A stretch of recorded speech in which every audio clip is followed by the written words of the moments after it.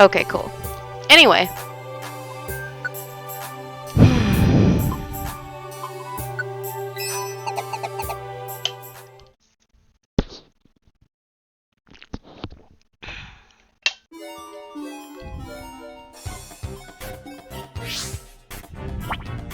There are a lot of holes here. I don't really like that. Anyway.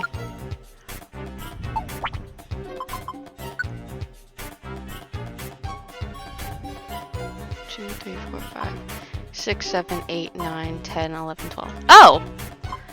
Nice.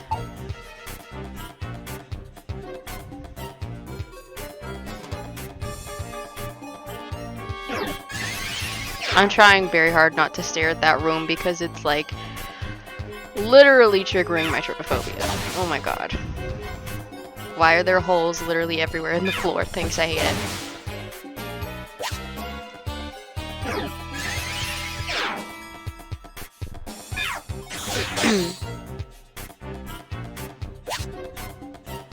Oh, there are more items.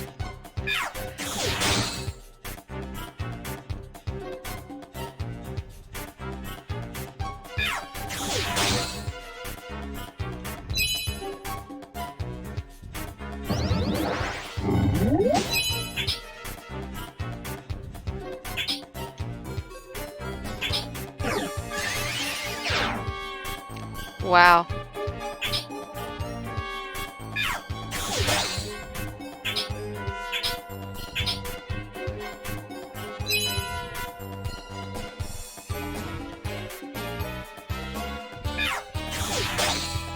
Cool.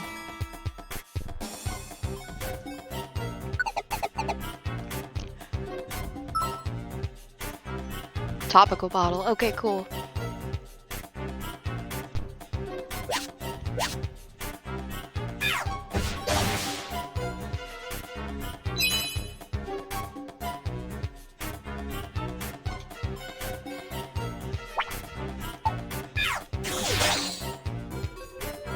Cool.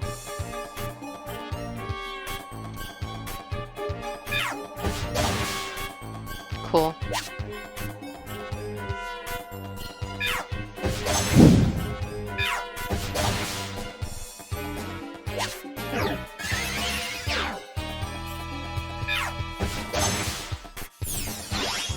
Nice.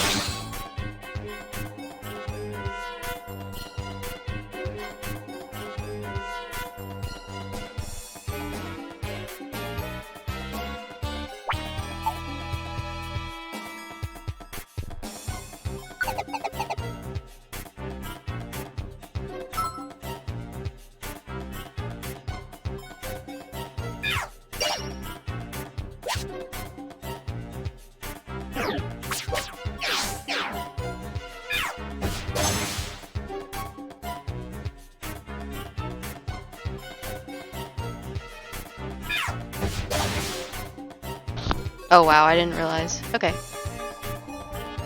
Probably gonna take a tiny break for my eyes after like hour and a half. Just a few minutes to rest my eyes. Walk around a little bit. I don't know how some of y'all do this for 8 hours straight without moving, getting water, going to the bathroom. I don't know. Like, obviously I want this, what would I even call this? Channel? Stream? I don't know. To be successful, but I don't want to, like, compromise my health for it. Because I feel like sitting for 8 hours without moving, like, however many days a week you stream, is a good way to get a deep vein thrombosis or something, and I'm, like, not here for that. Also, dehydration, exhaustion, eye strain. Like, there's definitely a way to do it without basically killing yourself. I'm just saying. And it's not like I'm a health nut. Like, I just try to be as healthy as I can be with my like own capability and finances and all that, because I'm like not wealthy. So what that amounts to, like for me most of the time, is like making sure I'm exercising every day, at least, you know, for at least 30 minutes. Usually I take an hour walk. I used to go to the gym, but because of the plague, I have to like stay at home, so I just have to like basically walk or run or like use our like rowing machine. I mean, it's still good. It's not like it's, you know, it's not like cardio is suddenly bad for you. I just miss lifting weights because I used to be a weightlifter. But anyway, like I still exercise. We eat in most of the time. We like cook most nights. We try to limit eating out to once a week. I know like ideally for like the healthiest health nut people, they would never eat out, but like that's just like not always realistic for most people. So we're just like, oh, once a week. If there's a special occasion or it can't be helped, twice a week, but no more than that. You know, it's better than what we used to have, because I remember a time in our lives when we were a lot less healthy or a lot less health conscious, and we would basically just eat out whenever, even if it was like multiple days in a row or like every day of a week, and we don't do that anymore, and I'm proud of us for that. But you know, I'm never gonna be, oh cool, popular ribbon. I'm never gonna be like in peak tip top like shape anyway, because you know, I have multiple health conditions. I have an unspecified autoimmune disease. I have asthma. I have allergies. I have eczema. I have joint pain. You know, like I can't be a 10-mile hiker. That's just not realistic for me. Asking me to do that would probably kill me, because I would probably have an asthma attack on the trail and die. Or I would get joint pain or stiffness at the wrong point while rock climbing and die. Like, it's just not realistic to expect me to be an Olympian, you know, but I do my best. That being said, I'm not going to do something blatantly dangerous like stream for 8 hours with no break, because like I said, that's a good like risk factor for a deep vein thrombosis on top of being sedentary for so long. Like, I'm sure some of those people work out at the gym or whatever too, but it's just a long time to not move.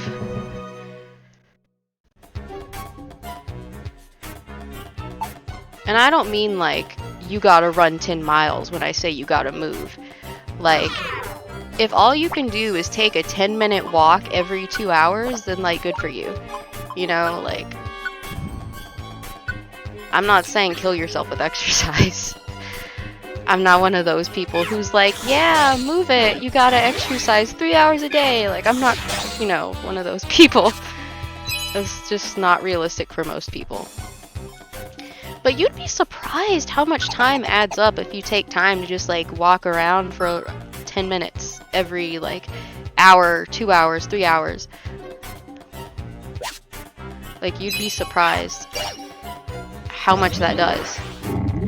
And like, my physical therapist friend said that it doesn't matter whether you like walk an hour in like 6-10 minute increments or walk the whole hour at once, that it has the same long-term effect. So if you can't sustain an hour of activity like continuously, there's no reason that, like, as far as being realistic for your health and fitness, that you couldn't break it up into 10 minutes, 20 minutes, 15 minutes, and doing that and like going about the rest of your day and then doing another piece later. Because like, some people don't realize it's not realistic to expect people to just like pump out 2 hours at the gym. Not everyone can do that. And it's not like they don't care. It's just like not everyone has the time or the money or the literal health to do that. So for some people, it's realistic to be like, okay, well, I can walk for 10 minutes while the clothes are washing, and I can walk for Another 20 minutes once my kids are asleep, and I can walk for 10 minutes while this is in the oven. Like, that's more realistic than thinking every single person can pump out 3 hours at the gym. So, yeah, it's a good way to be healthy, to just like small walks throughout your day if you like can't, you know, put in hours at a gym. And I'm not gonna lie, at first I totally thought it was bullshit, because it didn't sound like, it sounded fake because of all the like propaganda and advertising we get and all the like preaching we get. It sounded fake, you know. But I started doing that, and on days when I do that, I actually usually end up walking more than if I just set aside an hour to exercise. Because what I found is that I'll end up doing like 8, 9, 10-minute walks instead of just, you know, it adds up. I actually lost weight. Not that like weight loss is the goal, health is the goal. There's not a specific number that I'm saying anyone should be. I'm just saying like I exercise more, breaking it into tiny, like actually feasible increments than trying to pump out one long segment every single day. Because sometimes you gotta chop it up into bite-sized pieces. And then sometimes you want to do a meditation walk, so you just go ahead and walk for an hour, and that's fine too. I'm not condemning people who walk for an hour or two either. That's not what I'm saying. I'm saying either is fine. Whatever's feasible for you is fine. Because people have lives, and I feel like some people who talk about health and fitness kind of like forget that. Especially when they're like younger and single and they have like specific job hours that not everyone has. They like don't really think about it in a common sense kind of way. They're just like, if you can't do it this way, you're not trying, which is not true. There are so many ways to be healthy. Health doesn't look one kind of way. There are like at least 10 different ways to be healthy, probably more. Like, I'm just saying. It's this like continuum, you know, like there's not one stop to being healthy. How did I end up talking about this? See, this is what happens when y'all leave me alone too long. I just start talking about random shit.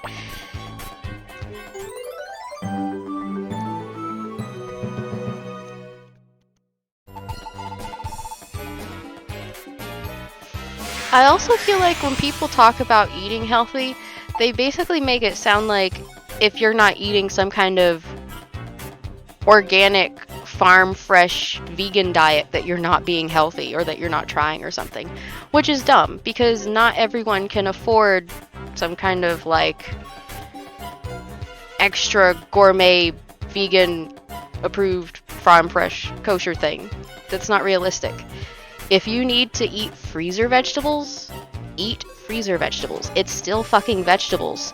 They come in the little steamer bags. You heat them for like 4.5 minutes. Yummy. Dinner. They're still vegetables. Do they have more preservatives than like something that isn't meant to last a long time? Yes, but like there's a hierarchy. Like that's definitely more healthy than going to McDonald's. Just saying. I don't understand condemning people for eating canned food or freezer food. You should just be happy they're eating fucking vegetables. Like, I don't understand this weird, like, health purity, like, culty mindset. If someone needs to eat beans out of a can instead of, like, I don't know, organic vegan beans, then they eat beans out of a can. It's not that deep. If they need to eat beans that come, like, in a freezer bag, a steamer bag, then that's fine. Like, I don't understand this weird fucking, like, holier than thou attitude with healthy food.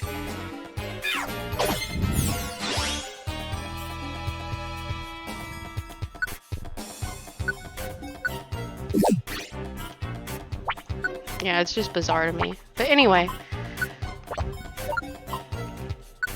eat healthy food that's available to you.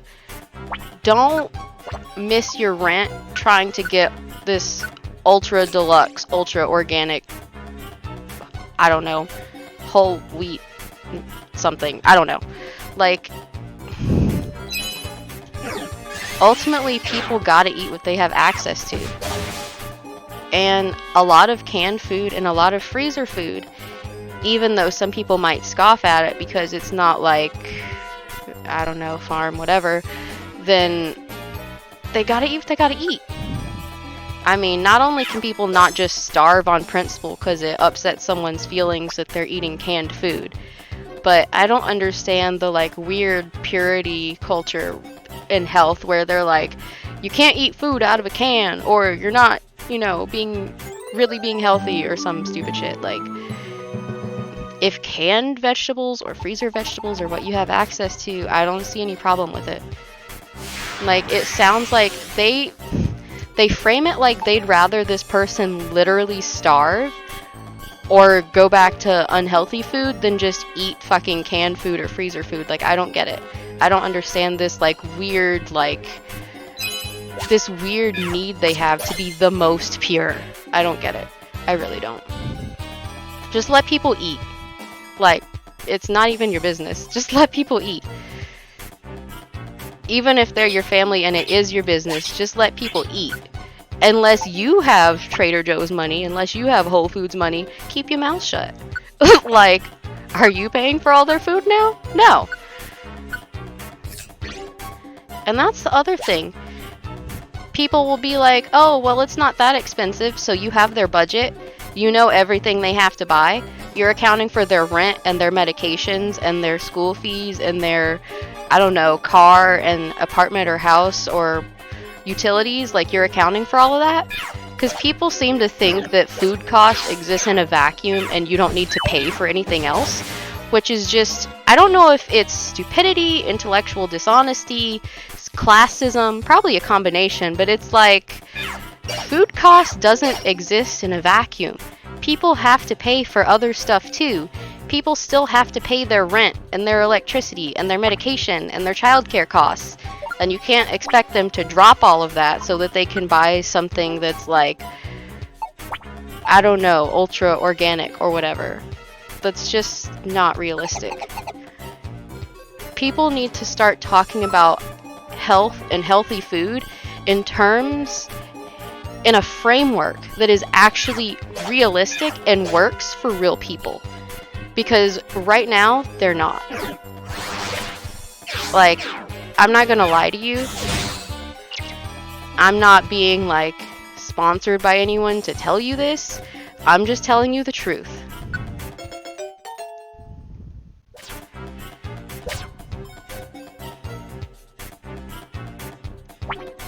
There's just no reason for all of this. It's just weird.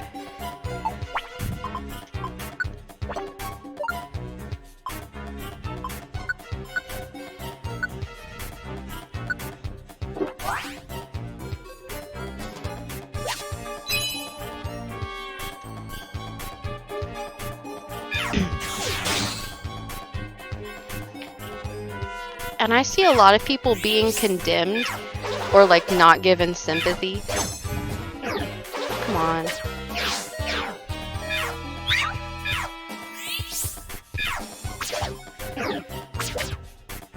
I'm gonna have to revive them, yeah.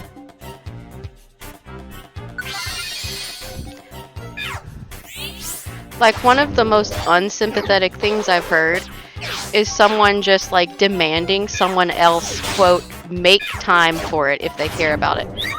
But they don't seem to understand that you can't just magically shit out more time when you want to do something. That's not how it works. There was this one person I was talking to, kind of likes to act as people's personal trainer even though they don't actually have any certification for that, which may explain why they're such a hypocrite. But anyway, I was telling them about an ex-friend who had 2 kids and was a full-time student, so taking 12 or more class hours a week and working more or less full-time. And the trainer couldn't understand why this friend couldn't just shit out more time to go to the gym. And I'm like, this person is a single parent with 2 children who works more or less full-time and is a full-time student. Where exactly in this mess do you expect them to A, be able to afford a gym membership, B, the time to go to the gym. C, are they supposed to magically shit out the babysitting fairy to take care of their kids while they're gone? Like, did you not get they're a single parent? Both their children are under 5. This person was so unsympathetic, was just not thinking of any solutions that were actually feasible for the friend I was trying to get help for. They just weren't hearing what they wanted to hear. It's like health has been made exclusive, so only young single people with certain schedules can have it, and certain financial status. There's so much privilege that has been connected to health that people don't seem to understand. They don't seem to understand that.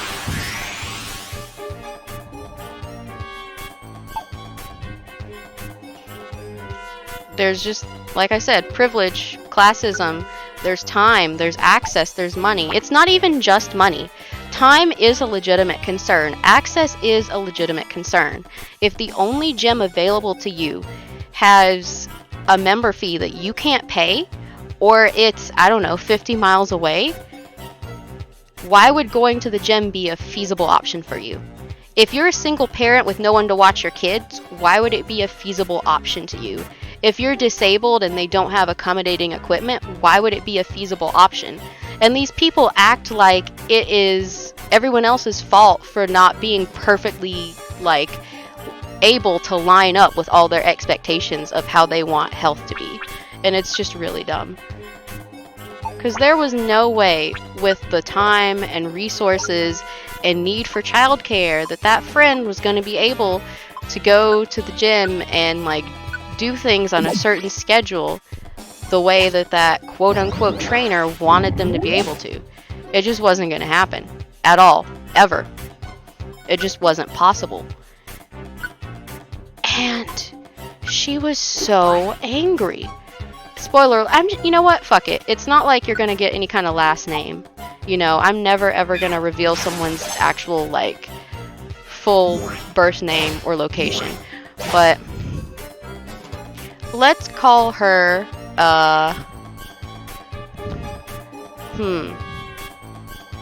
Bessica. Bessica was very upset that people couldn't just magically fall in line to her expectations and go to the gym or exercise in the very narrow confines that she had set for them. And it's like, not only is the world not about you, the whole world is not like you. Like, very literally in that sense. It was just very frustrating. There was just this very ignorant response. Just this disbelieving, like, what do you mean someone's a different class? What do you mean someone, you know, has different financial needs, different childcare needs? She literally didn't know what to do with the friend, and then somehow found a way to blame it on the friend as just not being willing, when there were like 80 factors at play. And it's, like I said, it's just very frustrating. It's very highly frustrating.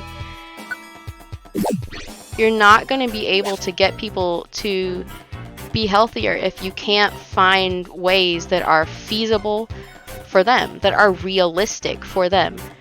Because when you come to the table with unrealistic expectations, you are setting yourself up for disappointment. And they are, every single time, setting themselves up for disappointment. There's just no other way to talk about it. That's what they're doing.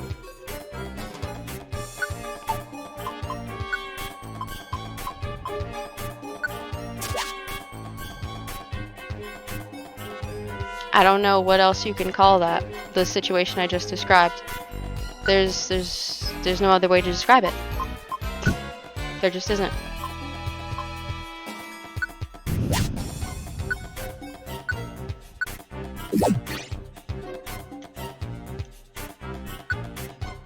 Honestly, it's just gonna put us to sleep for a little bit. It's fine. There you go. Cool.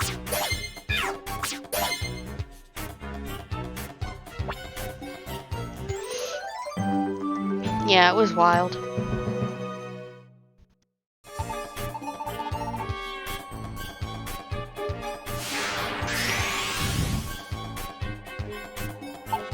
Let's talk about ability again, because I think I've made it abundantly clear that I'm a disabled streamer. It's come up several times, and if you haven't seen the other ones, there's really not much I can tell you. I couldn't even honestly tell you which particular videos it was. They are all up on my YouTube. But I have brought it up before because it's come up before. Because they were asking me like why I stream, what I'm like streaming for, what my goals are, what I want to accomplish with it. So like that was, I don't even remember which one that was, but it was all, yeah. Anyway, I've talked about it in more than that stream, but anyway, as far as like ability and health, there seems to be this disconnect with like able people that they assume that because they can like, I don't know, something ridiculous like run 20K in half an hour or something. They assume that because they can do that, everyone can do that. And if you can't do it, you're somehow not trying hard enough.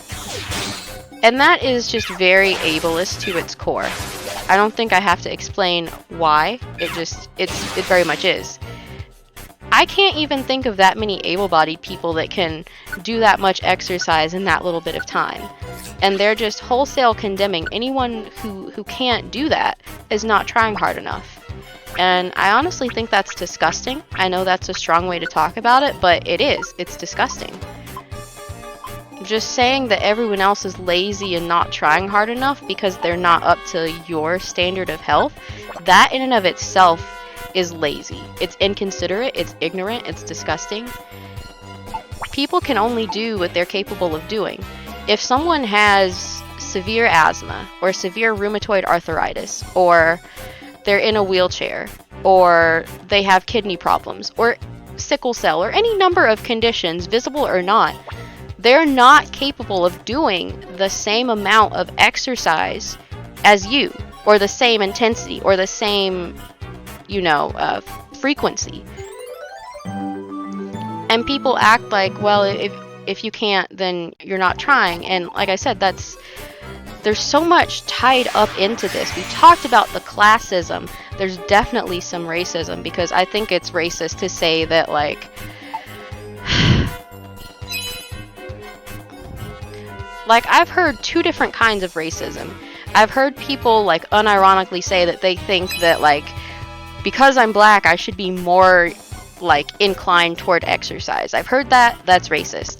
I've also heard that people think that we're somehow lazier just because we're black, which is definitely racist. Like, we can all agree that's racist, right? If you can't agree, you're a racist, and I'm calling you out. Anyway, that's racist, right? You would say that's racist. And it's also ableist to, it's ableist to be like, well, if you can't do this exercise to this ability, then you're not trying hard enough. That's ableist. It's very ableist. And, like I said, it can often cross over with racism. Just hitting all the shitty jackpots today, aren't you? If you say any of this stuff, you are in fact a bad person and need to reevaluate yourself. If you're not sure why, go back and listen to this video from the beginning. Anyway, as I was saying, depending on your condition, there's certain exercises you shouldn't do because it's just going to hurt you or make you worse. So, there's no one way to exercise. Walking is perfectly valid for some people, and in fact, it's all they can safely do. It's all they should safely do, and they shouldn't be pressured into doing something unsafe for them just to make you feel better. People shouldn't be forced into unsafe exercise just to make you comfortable, just to make you feel better about yourself, just to appease you. Like I said, it's so wrong. It's so wrong. You can't just impose that on someone. I mean, you can try, but you'll still be an asshole. You'll still be a bad person. Sometimes someone can only walk for 20 minutes every day, and that's okay. If you're complaining about someone doing the exercise they can do, then not only do you need to shut the fuck up because you're an asshole, but you're wrong. You're literally wrong. Like, it doesn't matter if there's a suggestion saying you need 30 minutes of vigorous activity a day. If someone is only capable of 20 minutes, of, you know, slightly less than vigorous activity, then you should just be fucking happy they're exercising, my friend, because they're not capable of running for an hour like you, and that's fine. They need to do what they're capable of instead of, like, being forced to meet your expectations. If someone can only, like, skip rope for 5 minutes, then that's what they can do, my bud. Like, they don't need to do it for 2 hours like you. We need to make exercise accessible for people. We need to stop packaging it and framing it and messaging it as if you can only do it this way, or you're not doing it good enough or hard enough, or you don't really want it. Because that mindset, like I said, it's disgusting, it's harmful, it's ignorant, it's inconsiderate. Because there are so many factors at play.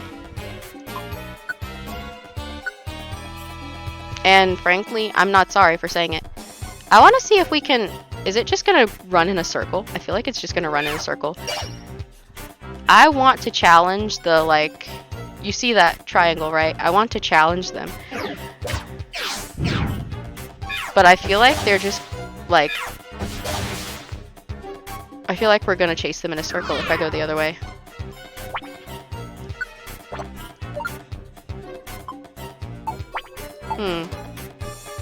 I want to challenge them, but I don't know if I'll be able to. Oh! Speak of the devil. Here they come.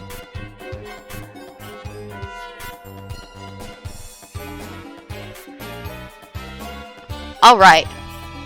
Come on, y'all. Don't disappoint me. There we go. I don't think we have anything we can actually leave behind. Sadness. I kind of really want that treasure chest. I bet it has some good stuff in it. I don't really want to leave an apple because we might need it.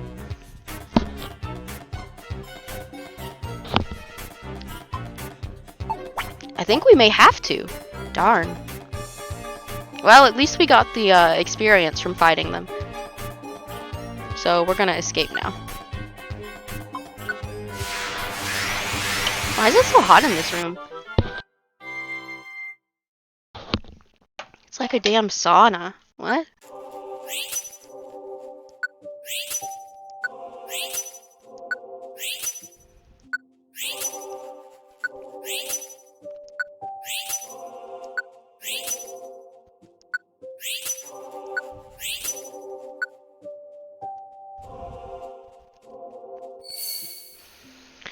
I remember this Pokemon wasn't that impressive, but I didn't have one yet, so...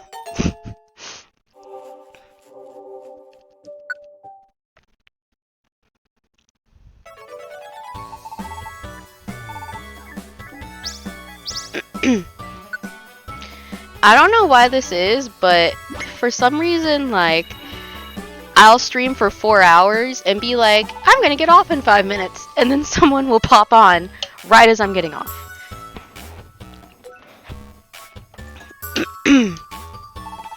I don't know what it is about me that says, come only when I'm leaving, but that happens so often.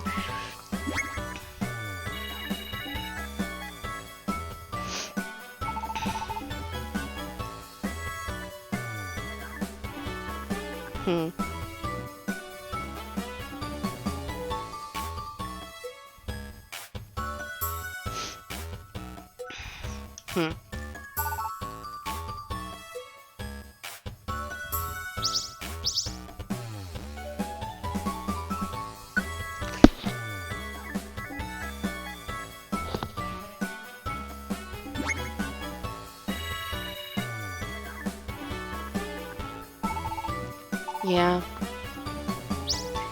Health should be accessible for everyone.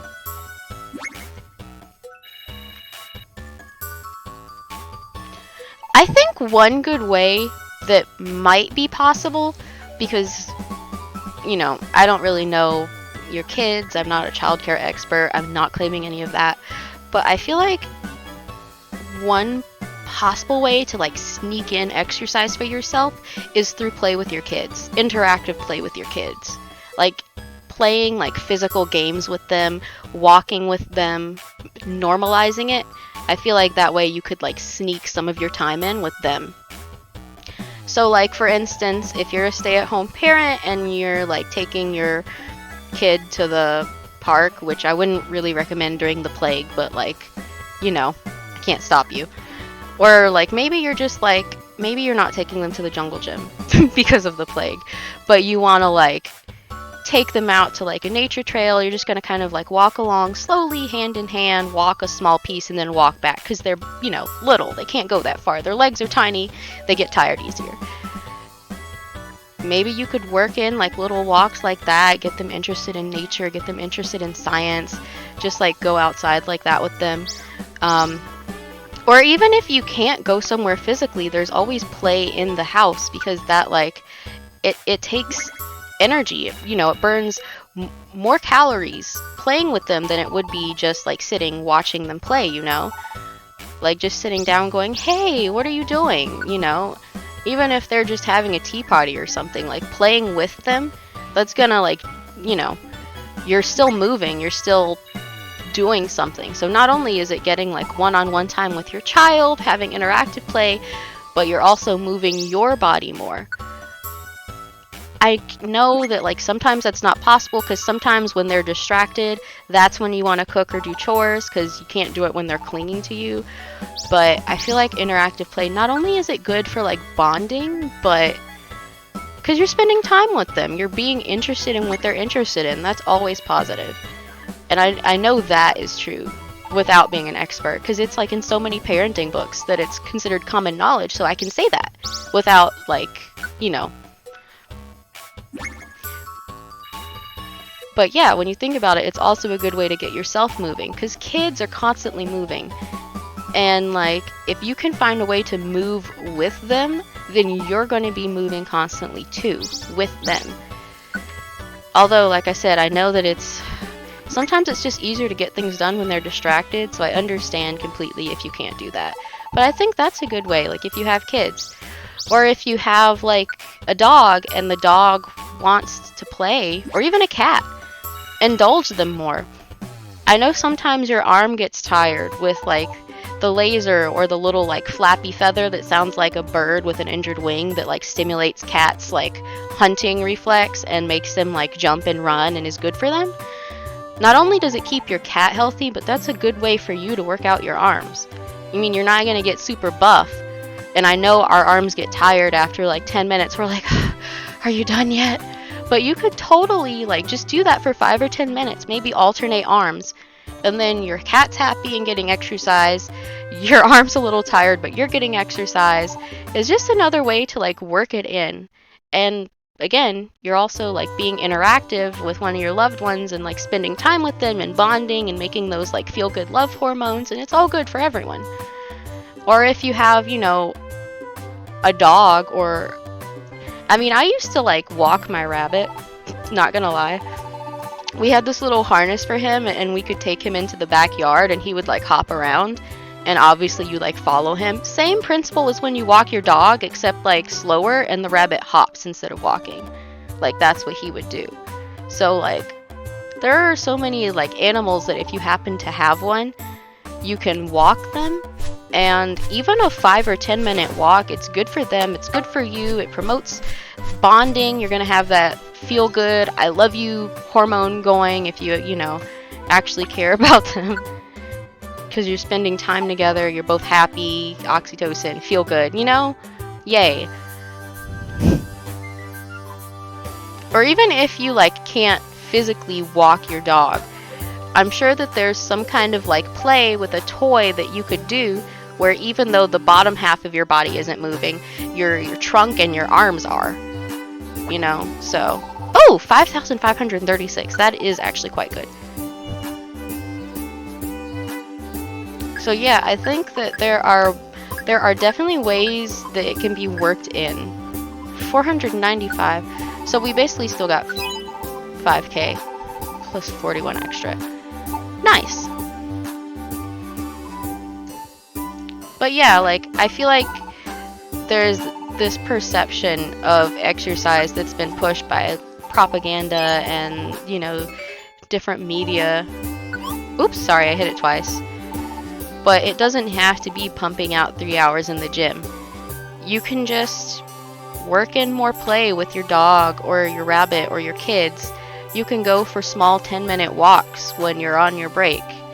You can maybe I don't know, dance around a little when you're washing dishes. It doesn't have to be this serious, overly expensive process that they advertise and try to force you to buy into. It doesn't have to be unreachable. I know that there's all this messaging that says it has to be a certain way or you're not doing it right, but that's not true. 2, 3. Engage with health in a way that personalizes it. Go for the health that is the health that's for you, you know? Live a little longer, a little happier, without compromising other areas of your life or half killing yourself. 2, 3, 4, 5, 6. How many do we have? Oh. Okay. We don't have that many extra. I thought there was a whole other pocket of berries. Whoops! Stop it! Okay, so we only had 2 extra. Fudging! There are only 5 of those. Okay. I might leave the blast seed. Take the sleep seed. I'm hoarding these orbs for when we need them. Actually, do I have anything I can sell?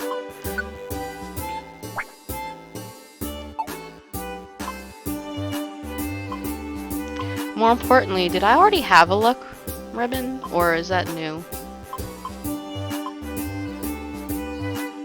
Oh, I already had 3, so I can sell that one then. Good to know. So I need to take out one of these.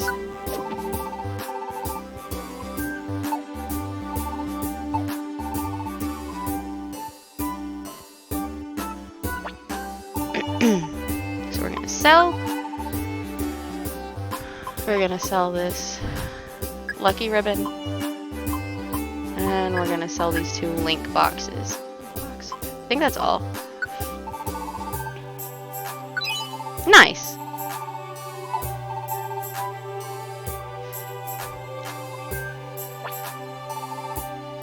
I think when I get to 110,000, I'll buy another habitat. And I'm really close to that, so... Oh, shoot, I keep hitting deposit twice. There we go.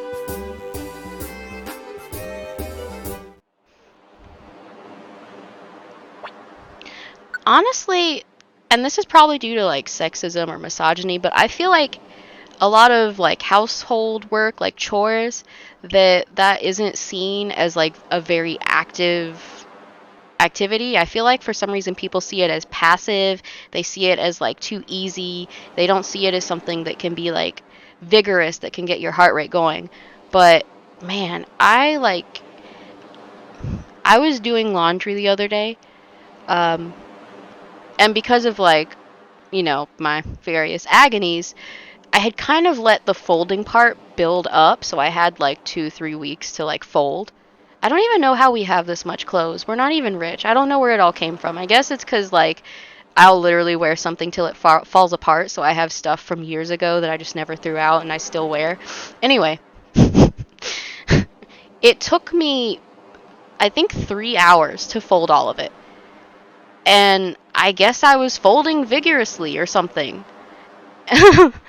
Because my, my fitness band registered it as, aerobic exercise, what normally shows up for, Pilates and yoga and stuff.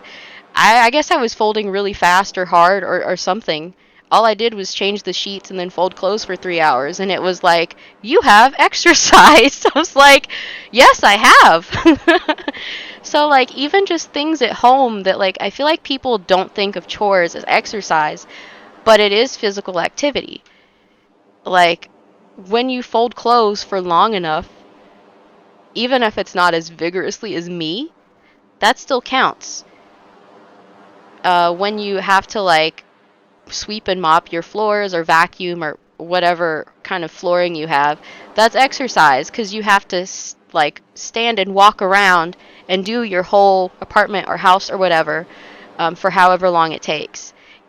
If you wash dishes by hand, sure, you're standing in place, but your upper body, your trunk and your arms, that's still moving. I mean, you know, your legs and stuff aren't moving when you do the little like rowing machine, but your upper body's moving and that's still counted as exercise.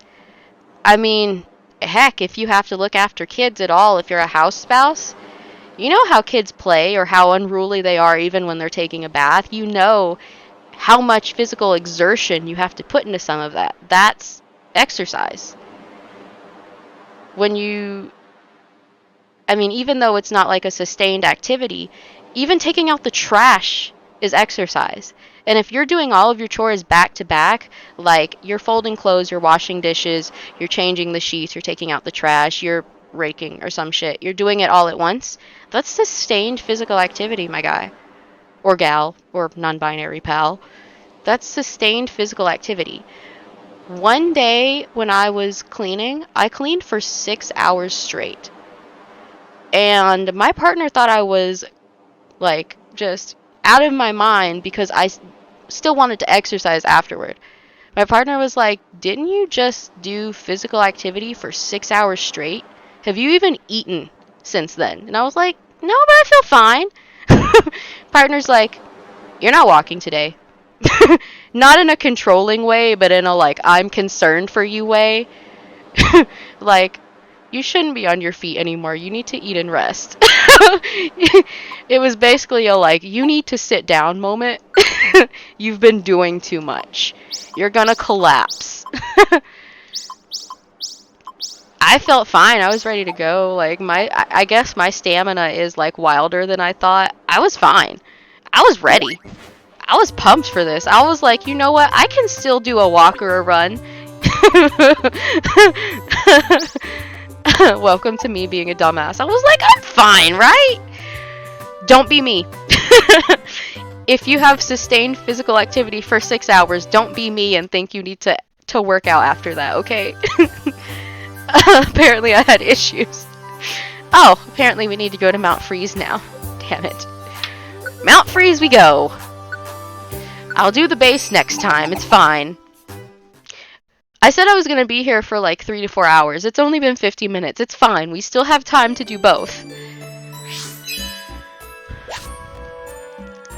I had to be honest with myself and finally admit that sometimes I just be doing too much. Like, oops, my bad. Sometimes I be doing too much and like concerning people. Sorry.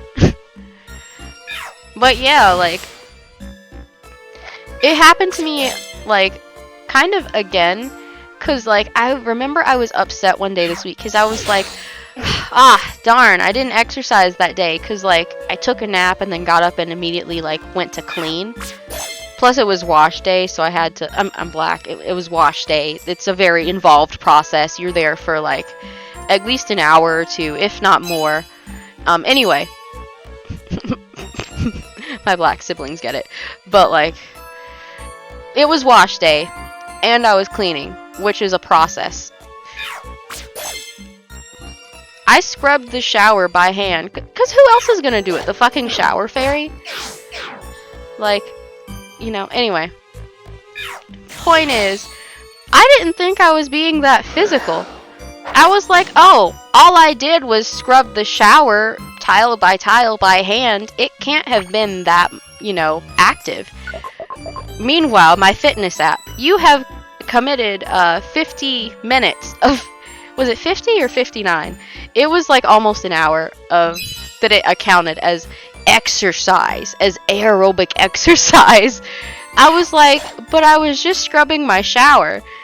And my, like, my fitness band and my phone were basically like, no, sweetie, you were working out. I was doing both, I guess. I was doing both. I didn't think it was that vigorous, but apparently it registered. It was like, anyway, you've exercised today, you don't need to walk.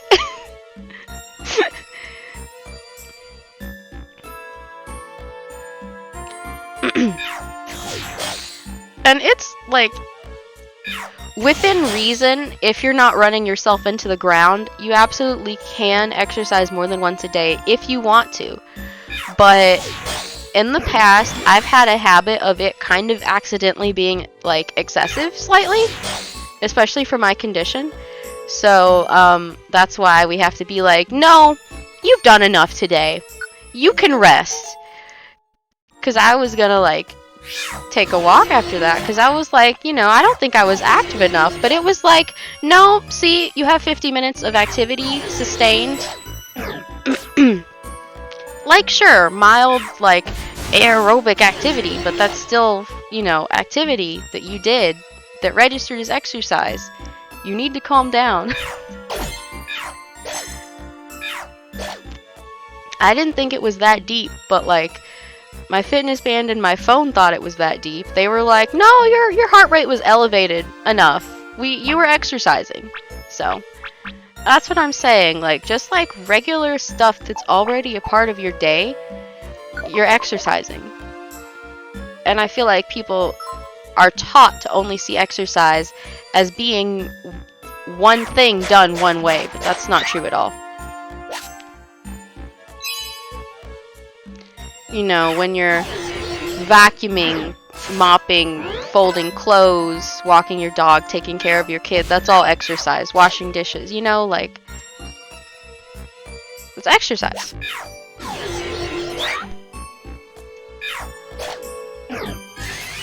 And don't let anyone else bully you and tell you that it's not exercise or that you're not doing enough or that it's not hard enough.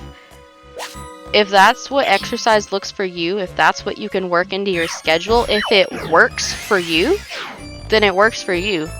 Congratulations, you're exercising.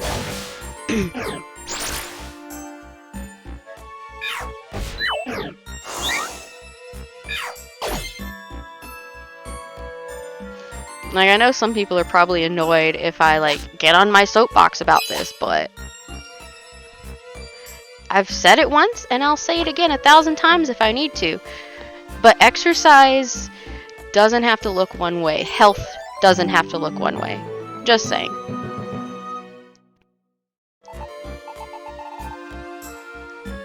Another thing about eating,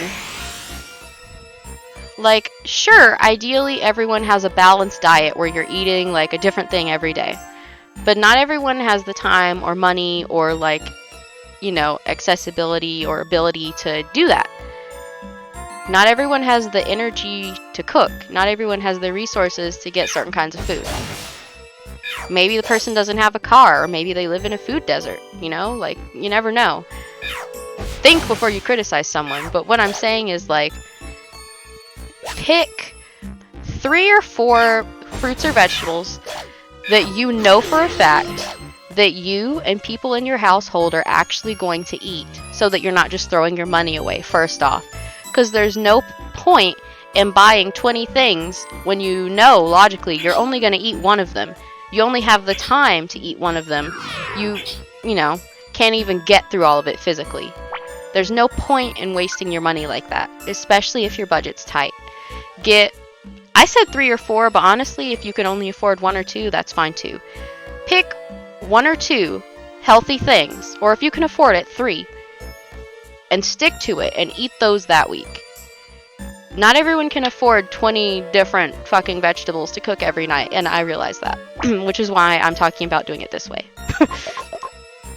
Just pick those things in a quantity that you can, reasonably consume before it expires, so you get your money's worth. And if you want to, you can just go by what's on sale that week, honestly. Especially if you have trouble making decisions or you, like, don't know where to start. Just go for what's on sale. If apples are on sale that week and no one in your family's allergic to it, none of you hate apples, none of you have texture or taste issues with it, they'll eat it, get the apples. You don't even have to get anything else, that's, like, super healthy if you don't want to. Just get the one thing. Eat that.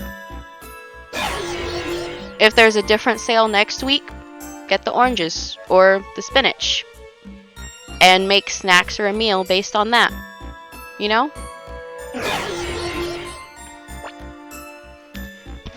something that works for you, that works for your family.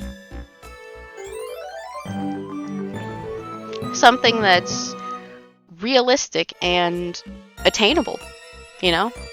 Something that they'll actually eat, something that won't get wasted, something that won't go bad before it can be eaten, something that's not going to make you sick. I think that's fair. And I think that takes away some of the barriers and stigma and makes it easier for people like of different income levels to be able to eat the way they, you know, would prefer. You can even try to like find a vegetable that's on sale that week, you know, at one of the stores, or if it's not on sale, go to the closest store that has it at the cheapest price. And it has to be worth it in both like gas money and how much you actually pay in the store. Cause like, you know, I didn't grow up with the most money, so I actually have like empathy and compassion, like coming from that side, knowing that you can't just afford 50 vegetables every other day, you know? I'm aware of that. So like I said, the one that's on sale or the cheapest one that's available, if that's what you got to do, and build the dinner that week around, you know, that vegetable. Or if you want to go like in reverse and pick out a protein, if you happen to eat meat, then the cheapest meat that's available that's still like, you know, a healthy quality, a healthy meat, and then pick a vegetable to go with it that week. Because there's no shame in getting the one that's on sale. There's not. There's no shame in getting the one that's on sale or getting the cheapest one. You know, everybody can't just go out and buy fucking quail. Like, let's be realistic. You can't. You gotta go with what you have. If chicken is what you can afford, that's fine. Then we'll find 5 different ways to cook the chicken. We'll find a nice vegetable that's on sale or that's cheap that actually goes with it. That's okay. I think health should be framed in realistic terms for real people.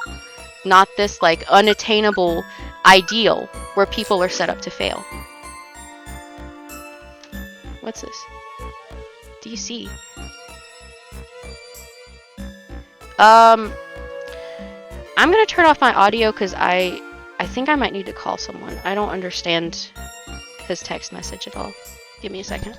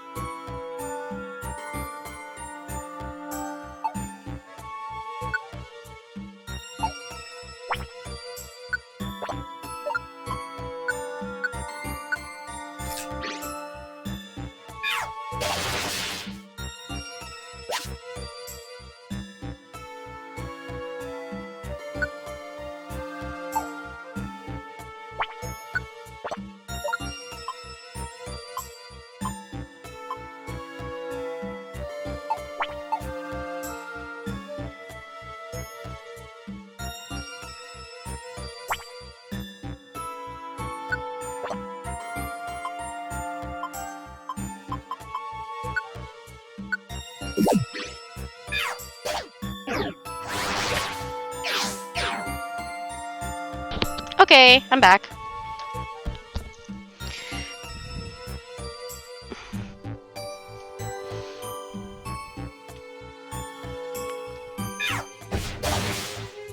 My partner texted me about something that really needed to be like talked about over the phone instead of like texted back and forth. So I had to talk about that. That's all. What are we doing on this floor? Oh, we already did it. Right, okay. So I just need to go to the 10th. And we got all the items. Okay, cool.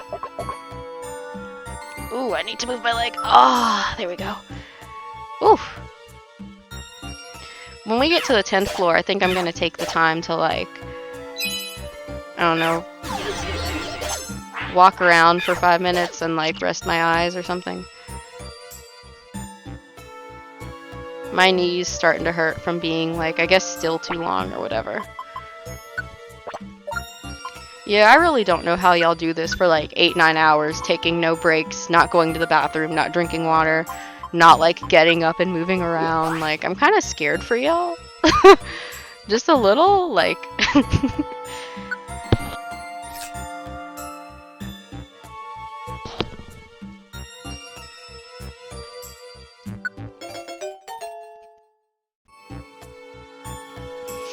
I also feel like the method I was talking about earlier is a good way to, like, ease someone into something instead of making, like, a sweeping lifestyle change where they have to change 50 things at once and they get overwhelmed and feel like they can't do it and they feel discouraged.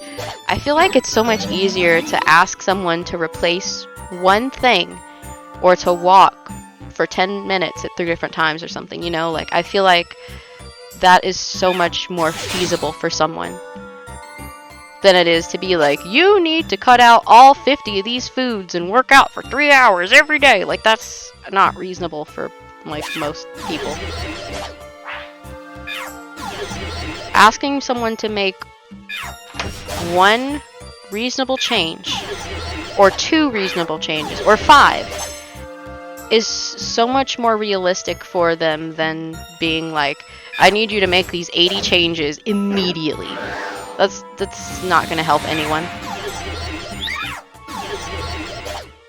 Not to mention, it's just going to make them feel bad about themselves, lower their confidence and self-esteem, possibly cause, like, some kind of depression. We don't want to do that to people, you know? Like, you gotta look at the bigger picture. You gotta look at the whole person. You gotta look at what's actually realistic for real people. I don't know how many times I've said that, but you have to look at what's realistic for real people. You just have to. Really, motherfucker?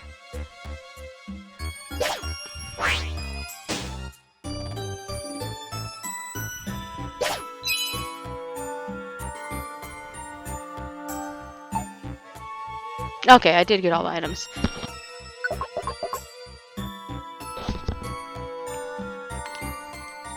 Yeah. I think small changes like that and realistic milestones is just, it's so much better for the person. I'd rather see their health improve in small increments where they change like one little minuscule thing bit by bit than have them like be thrown into the deep end, like from head to toe, and then have them fail because they're not meeting this like absurdly high expectation. So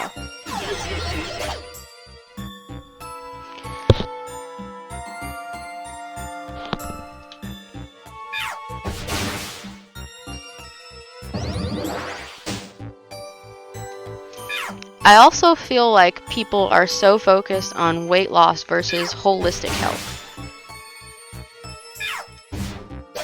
Like, and I don't actually know anyone named Mindy, which is why I'm picking this name. I don't actually know a Mindy. But say you know a Mindy. Again, it's fucking random. I don't even know a Mindy, like, anywhere. Maybe I passed one in the street and didn't know it. Would not know. Say you know someone named Mindy.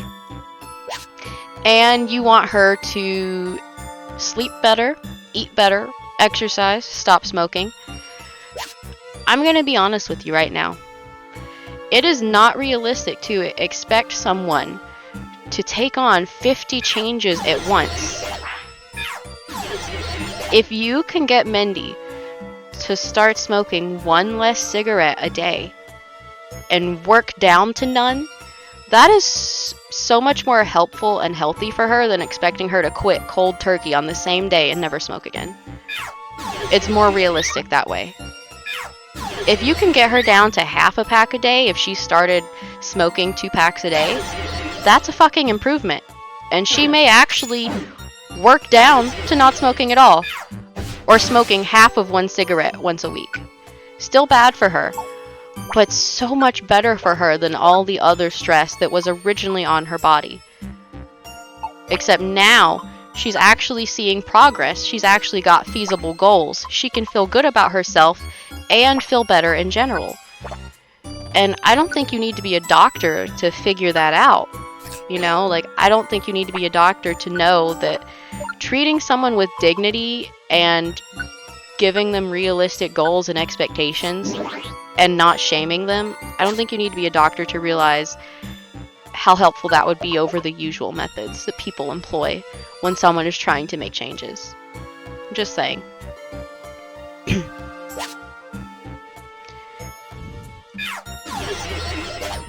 I feel like people look at what someone is still doing instead of what they're not doing. Like, what's another name I can call on where I don't actually know? I don't actually know a Philip. Let's go with Philip. Sorry if you're a Philip. I don't know any, so I feel like it's safe to use.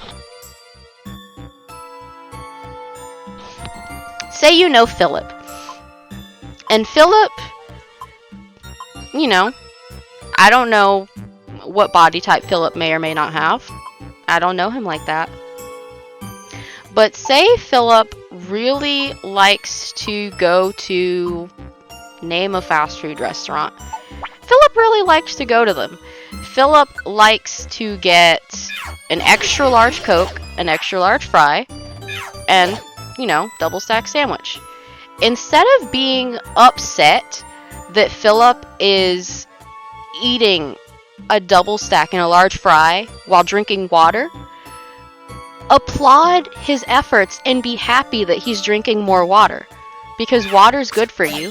I want you to be more hydrated and to drink more water, and I'm not gonna bitch about you drinking water. I'm not gonna like chew you out over shit that doesn't really matter. I think you should be happy if someone is drinking water, instead of like bemoaning the fact that they're still eating bad food. Like, quotes, because I know people who say stuff like that.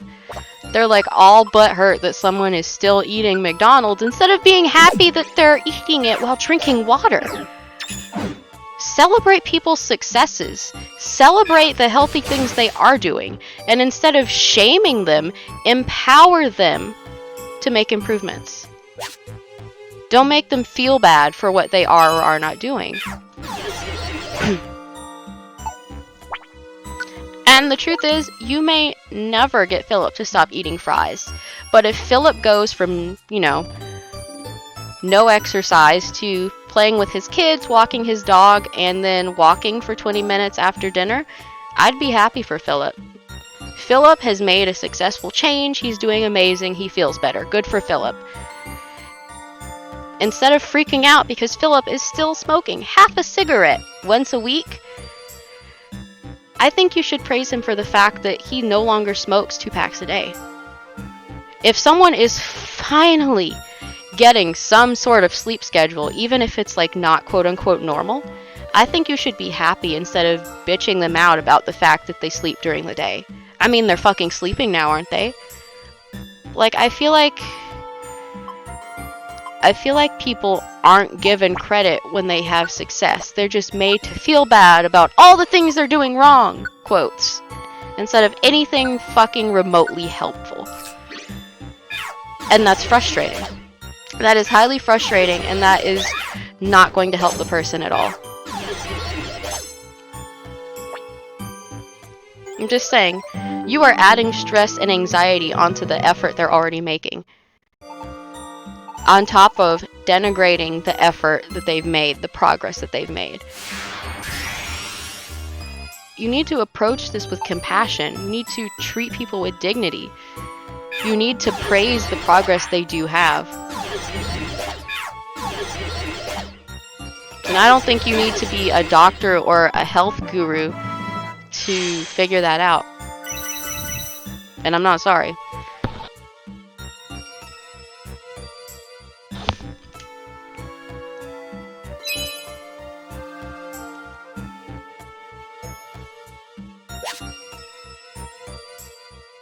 There needs to be less shame and stigma, and more compassion and empathy.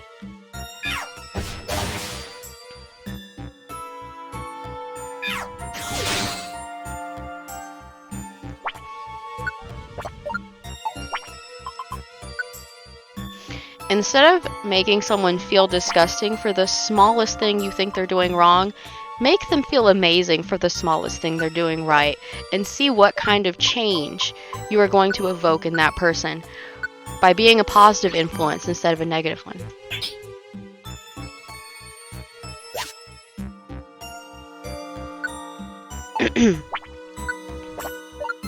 And I honestly don't give two fucks if someone thinks that that's quote-unquote coddling someone.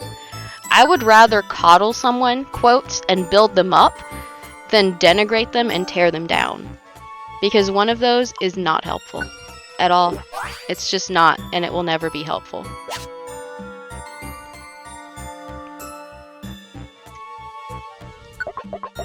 Part of being healthy is being happy, and throwing abuse at someone is not going to make them healthy or happy. They're not going to be healthy because they're not going to be happy. They're going to be stressed and anxious and feeling shitty about themselves because you couldn't keep your mouth shut. Stuff like that is only designed to make the person yelling at everyone else better. It doesn't actually help anyone. It doesn't serve anyone. It just means that someone else can feel big about themselves by making other people feel small. And that's disgusting.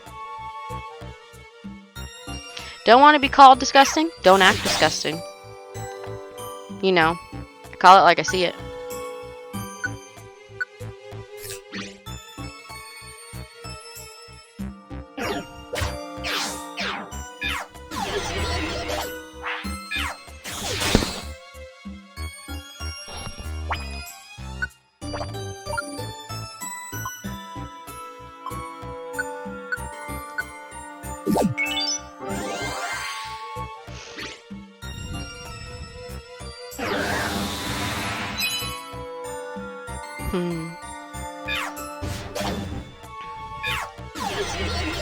I can already feel the holier than thou rage if the,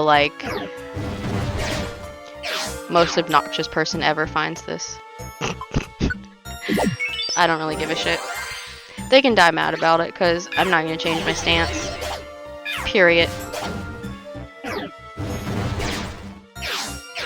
Can we, get by?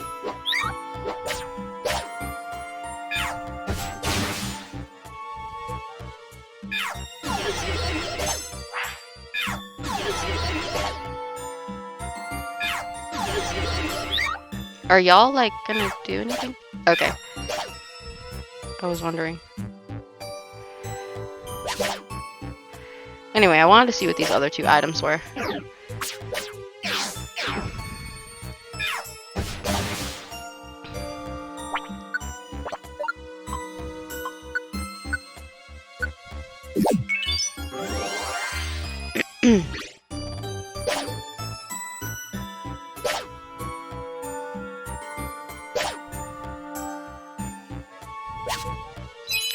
I think people need to get off of their high horse about fast food, too. Obviously, I'm not going to claim that, it's the best food you can ever eat. That would be false. But people need to get off of their high horse when they talk about people eating fast food. Because it's not realistic to just expect everyone to stop eating fast food today. It's not. Nor is it realistic to try to make fast food disappear. It's not realistic to shame poor people for buying fast food, especially if they live in a food desert where they don't even have a grocery store as an option.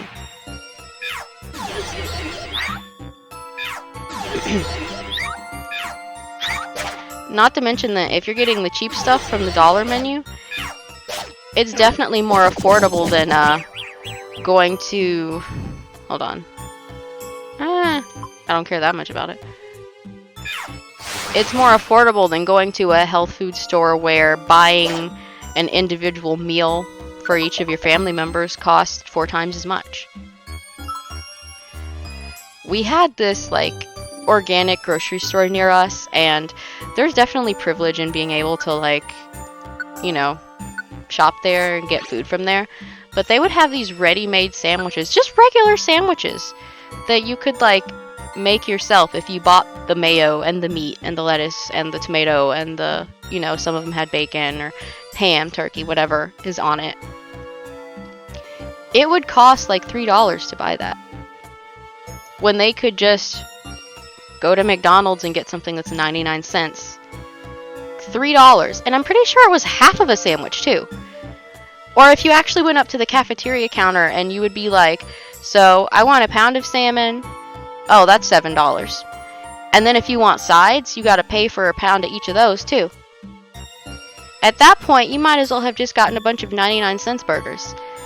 When you're poor and you have kids to feed, or elderly people to feed, or just fucking yourself to feed, it's just not always feasible to be like, don't eat fast food.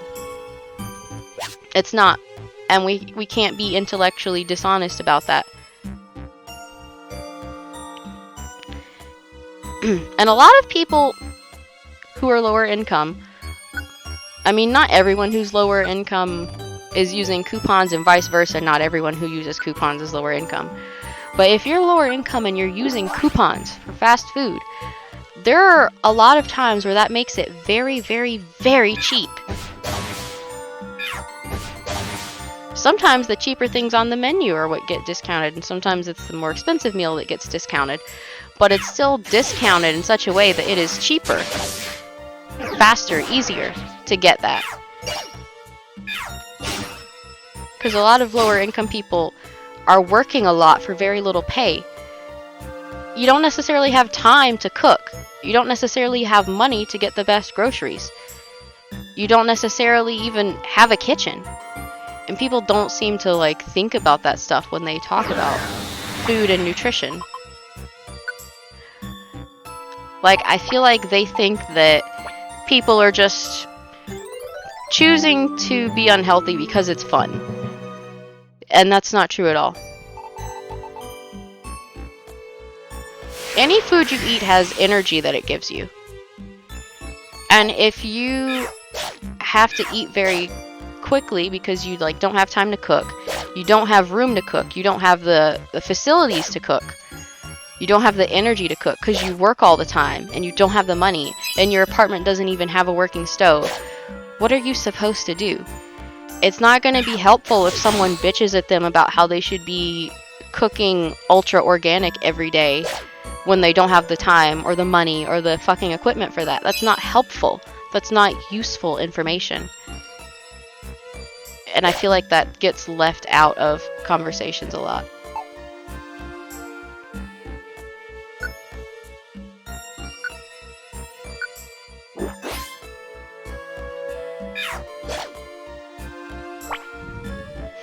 Like I said, it's multifaceted. It's not just like a single layered issue. Like, not to make an ogre, like, Shrek joke in the middle of a serious talk, but it's like an ogre, which is like an onion. It's got layers, okay? It's not a one layer bitch. It's got like 50 layers, okay?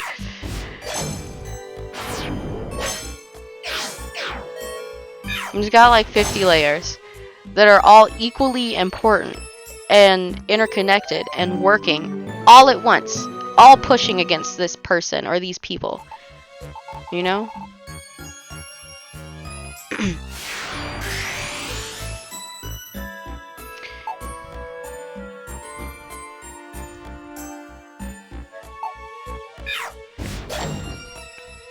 So there's classism, there's racism, there's ableism, there's so much tied into it.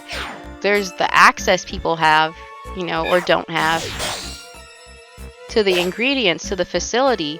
They need to have time. There's a lot that goes into it. They need to have physical ability. Because sometimes when you're disabled, you can only cook once a week. You only have the energy or the mobility or the whatever to do it once a week.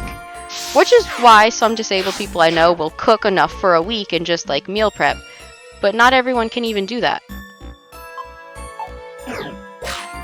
Wow, I'm trying to switch places with you.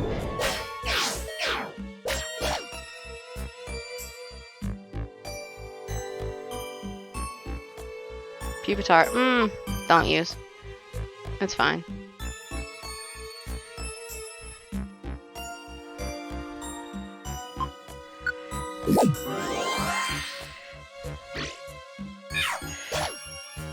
There we go.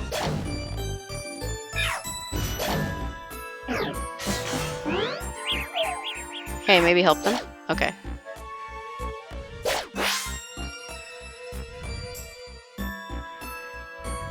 Cool. Okay.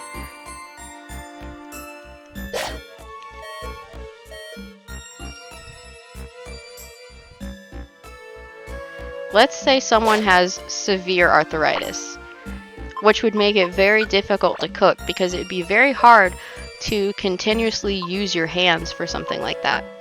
It would be very painful. It'd be very, you know, you wouldn't have the mobility because you're stiff. It would hurt. You don't have the dexterity. And then suddenly there's this person screaming at them about why do they order out so much? Why don't they cook more? Well, because it fucking hurts. Because they can't manipulate their hands to do that. It's too painful. It takes too long. They don't have the dexterity for it. Like, there's just this ignorance and inconsiderateness that's involved.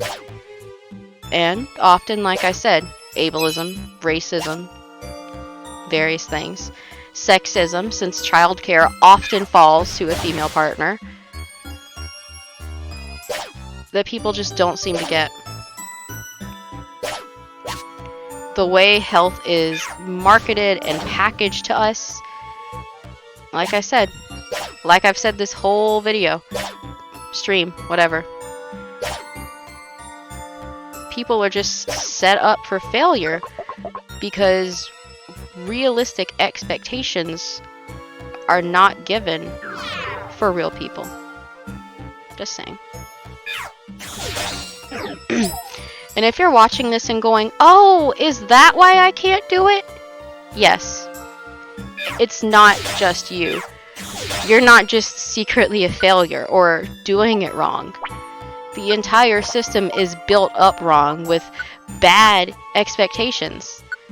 It's like they don't expect actual real people to do it. They just pretend that they do. It really is just set up to make a certain type of person feel better about themselves while making other people feel really shitty about themselves. So.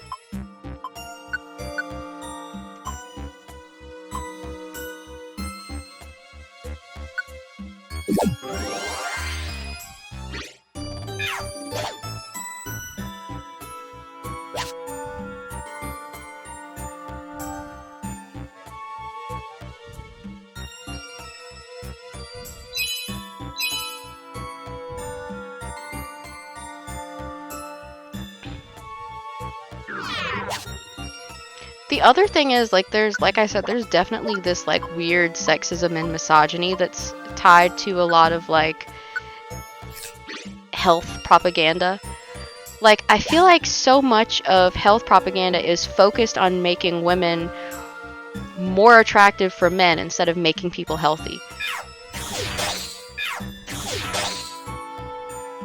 Like, I don't know how many things I've seen about, like, making your, like, butt rounder or something. Like, exercises for that. Or making your, like, stomach and chest tighter. Like, instead of talking about women's health, it's always framed as something women can do to quote unquote be more attractive. It's very strange, very misogynistic. Think about how health is usually framed for you, how it's usually served up to you, how you see it advertised. So much of it seems to be, don't you want to be more attractive? Don't you want to be more attractive for me/men? And it's honestly disgusting. Like, that's what you see in media. Especially when you'll hear comments like, oh, so-and-so let themselves go. Like that, I hear that all the time and it drives me nuts. Oh yeah, she really let herself go. As if you have to work to be perfectly palatable and attractive to men you don't even fucking know. It's disgusting. It's disgusting, it's misogynistic, it's sexist, on top of how we already talked about how it's ableist and racist and classist and does a disservice to people in general. And just sets people up to fail because there are no realistic expectations involved.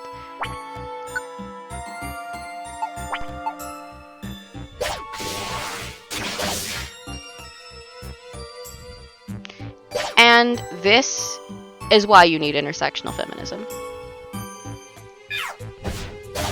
Not because women want to dominate men, but because there are real issues that still need to be solved and looked at through certain lenses.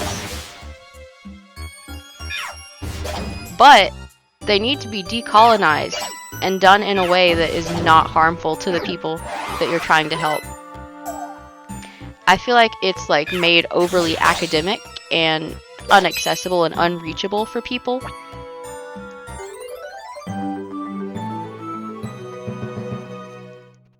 Like, I'm sure there's some fancy academic paper talking about how, like, exercise science is, like, racist towards black women or something. That probably actually exists somewhere. Someone probably actually did very good research on it. But when you actually talk to real people about it, instead of writing fancy terms in an article, there's a difference. And it's not that people aren't smart, because people are. It's that things have been encoded in ways that are just, they're not common sense for people. It just sounds like a bunch of gibberish to people. It's framed in this academic framework that is not necessarily helpful for people outside of that space. It's very much written to be like talked about in the confines of an institution without actually coming to any helpful conclusion. It's like, okay, yes, this is racist, this does impact black women. What are you going to do about it besides talk about it in an academic journal? What are we doing to fix this? What are we doing to help black women? You know? Like, as an example. That's just an example. I'm sure there's like 50 things that, you know, could have been used as an example. That's what came to mind because, you know, I'm non-binary, but I go through the world as a black woman because I'm, you know, I don't see myself as a woman, but other people may perceive me as a woman, so I'll be treated as a woman, and I'm still black. That's why it came to mind, because it, like, is just, it's what's relatable. And, you know, if I was white or a man, I wouldn't have to explain myself, but here we are. Anyway. There's just so much that goes into it, like I said. Everything's connected. And that's why you need real feminism. Not men hating, but just real feminism as a framework to show that everything is connected. That's really all that feminism is in a practical sense, in a practical setting. Everything's interconnected. Everything's meaningful. Everything's influencing everything else. And I think that's not said enough.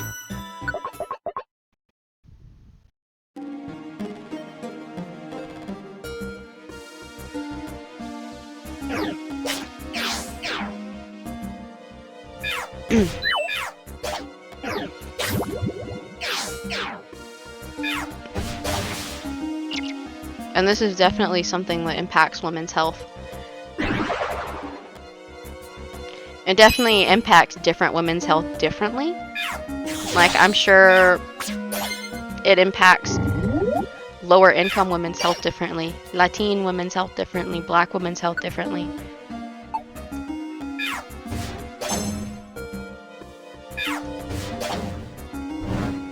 There's a lot that goes into it. And you can't just, you know, pretend for convenience's sake that it's not that deep. Because it is that deep.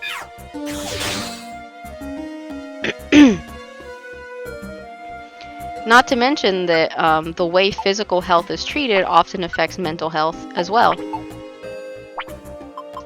And as we all know, if your mental health is affected, that affects your overall well-being and even your life expectancy as much as your physical health, especially because of how stress is held in the body. So, you know? I don't think it's a reach to say that all of this rhetoric is literally killing people, because it is. It's quite literally killing people.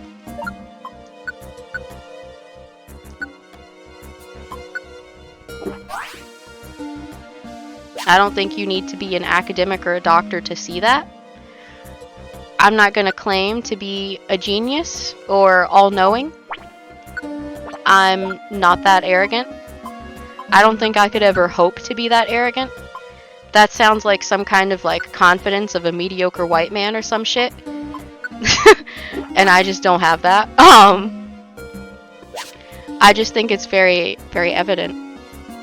I don't think you have to look very far to see that kind of thing.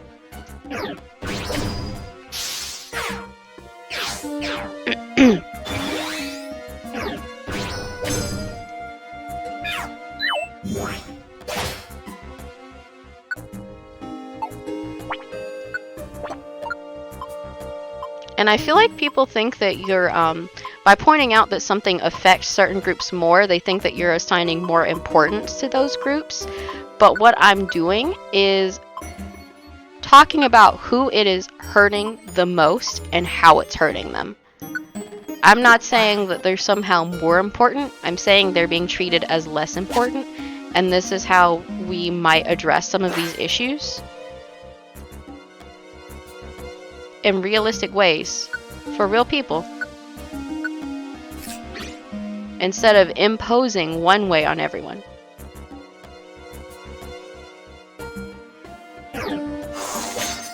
And even if we do fix the way we talk about health and nutrition and exercise, that's not going to change things at the institutional level. So it's honestly a two-pronged approach. Both talking about how we talk about health, nutrition, and exercise, how it's marketed, how there's propaganda, how it's presented, you know? Talking about that, but also talking about institutional health and how that is often presented and how that is, you know, made into propaganda and who suffers.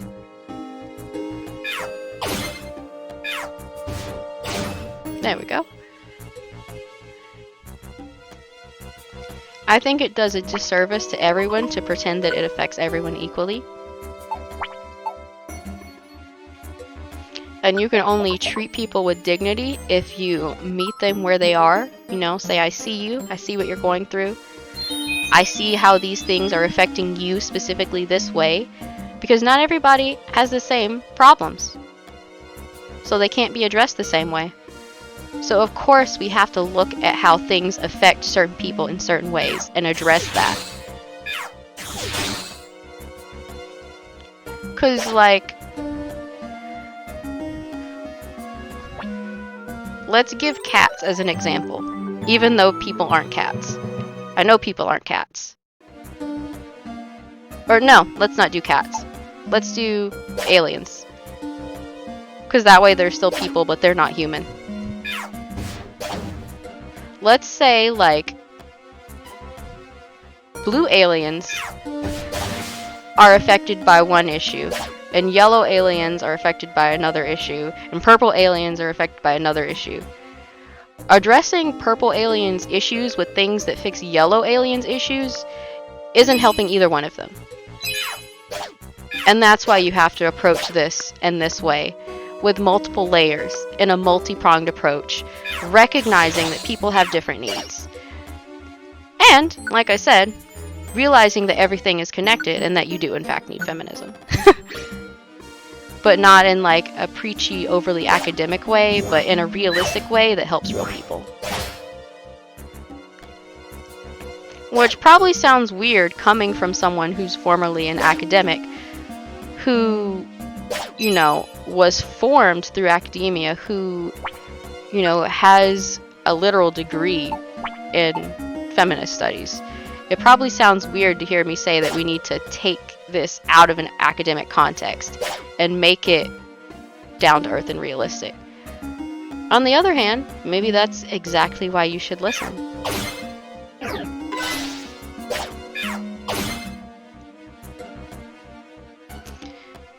But anyway, back to the example.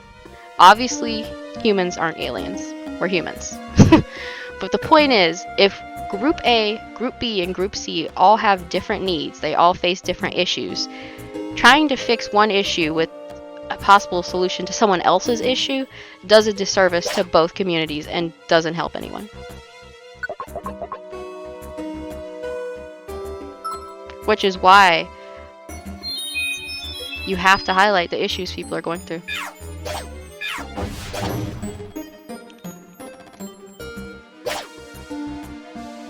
And we can't be afraid to talk about these things.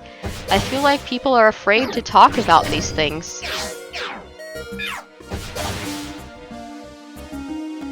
I feel like people are afraid to be seen as preachy or something.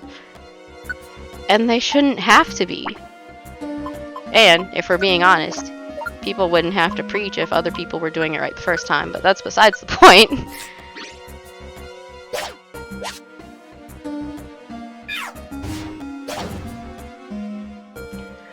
One of the things that will serve you well is not trying to meet unrealistic expectations or expecting others to, but actually listening to them. Listening to their specific needs, knowing what they need, knowing what they actually want out of this, knowing what it means to them and how it's harming them. That's the only way you can make anything meaningful.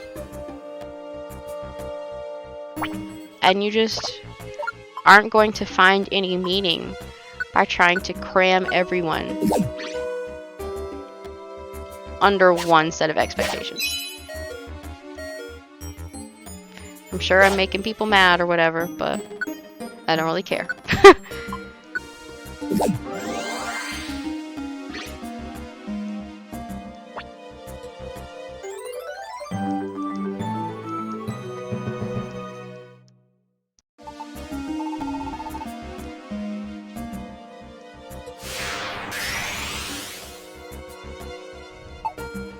I mean, honestly, I could even use an example from this game to explain, like, different people's needs.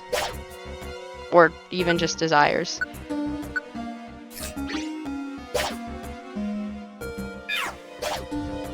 Like, I was very frustrated with the Mankey because they need chestnuts. And I was sitting here going, why do you need chestnuts? Why do you need so many chestnuts? I don't need chestnuts, so why do you need chestnuts? The same thing happens in real life with real people. People will go, well, why do you need that service or resource? I don't need it, so why do you need it? Because they assume just because they don't need it, that no one else will. I did that to the Mankey.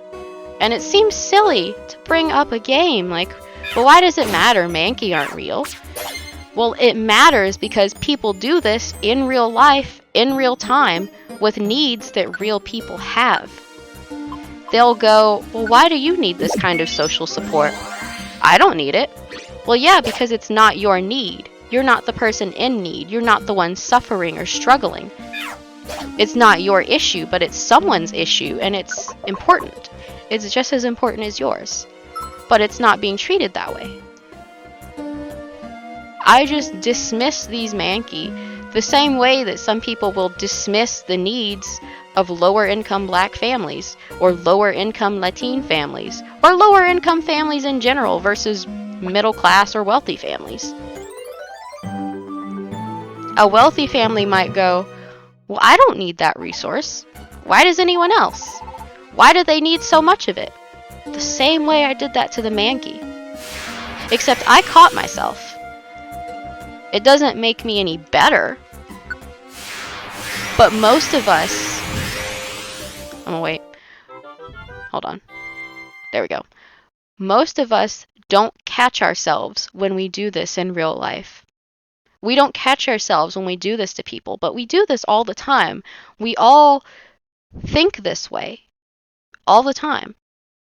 But what I would want someone to do is try to sit back and notice when they're doing this to someone, to think about why, to try to stop, and then to actually try to meet that person's needs, to stop being so resistant to other people having needs, to stop thinking you are the center of the universe, because you're not.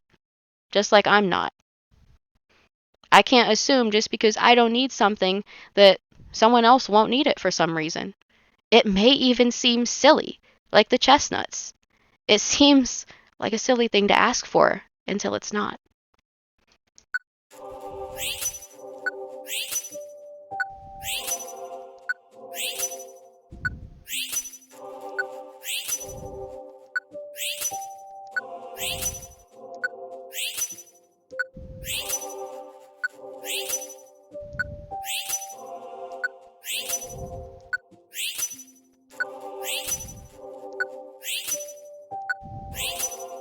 Jeez, did I get that much stuff?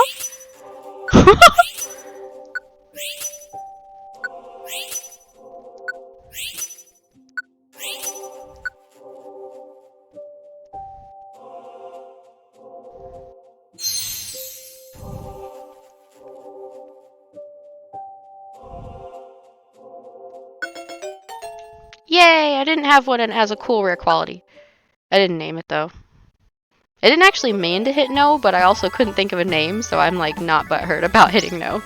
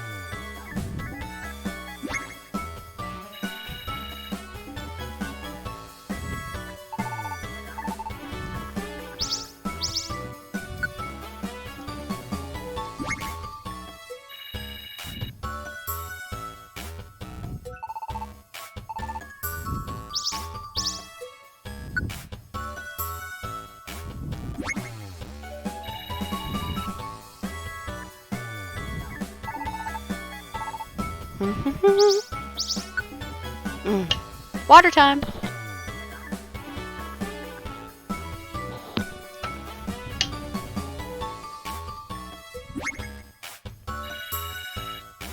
How are we almost... what?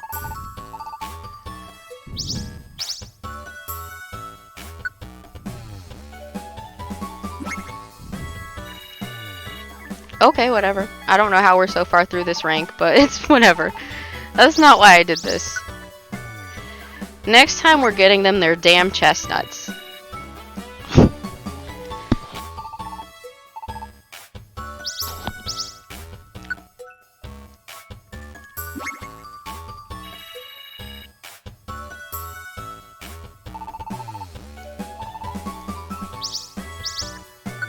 They showed up for us, so we need to show up for them. We need to get them their damn chestnuts. Is what we need to do. I love how the, like, chat from last time has just been, like, sitting in the corner this whole time. That's from last time, just so you know.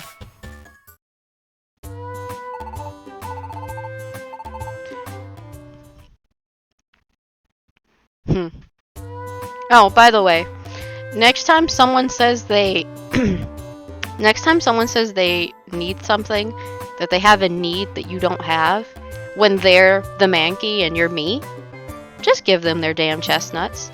Don't ask why they need chestnuts or why they need so many. I know I'm stretching this analogy, but bear with me. Just get them the damn chestnuts. It doesn't matter why they need them. It doesn't matter why they need so many. Just give them. the damn chestnuts. And if you don't have chestnuts, help them find them. You know? It's not that hard.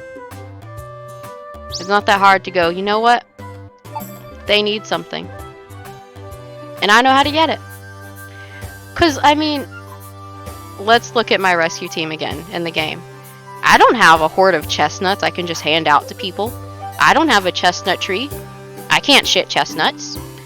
But I know where the chestnuts are. I know how to get more. I know how to provide these people, these Mankey, with chestnuts. So why wouldn't I do it? It's not going to hurt me. Might take a little bit of my time. Might take a little effort. But it's not going to fucking kill me. Why can't I go walk over and get some chestnuts for these Mankey?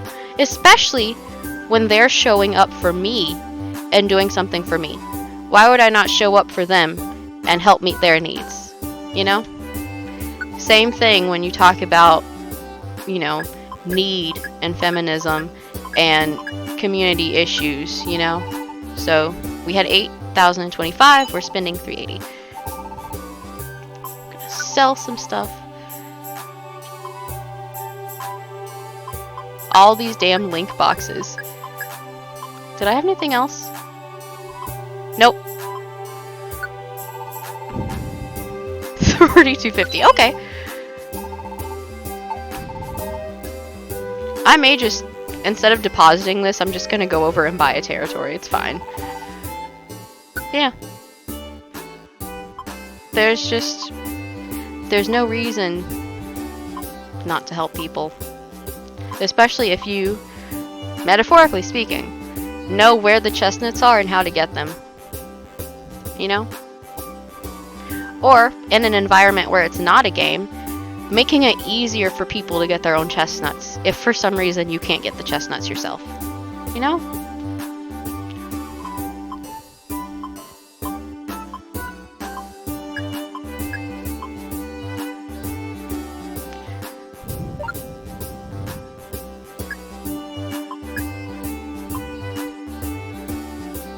Oh, did I take these off?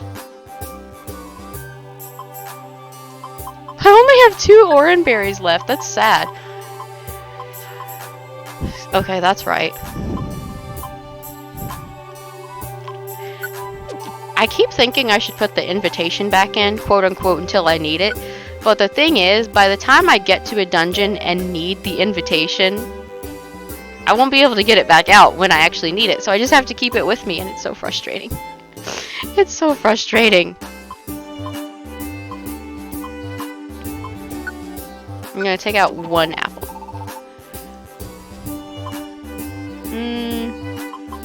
How many of these did I have? 2, so I need to take out 4.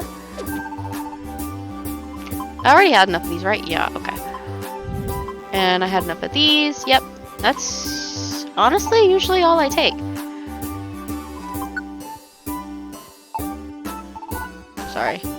I realized I couldn't see what I wanted to see from that screen, and I was like, wait, I just did that the dumb way? 3, 6, 6, and 6. Okay. 10,895, so almost 11,000. Okay, because I know y'all always be like, why don't you buy a territory again? So, because you don't deserve it. I'm kidding. I'm quoting Sailor J. I've honestly bought most of them. What does that say? I'm probably not even going to go to Zero Isle, so I probably won't buy those, but...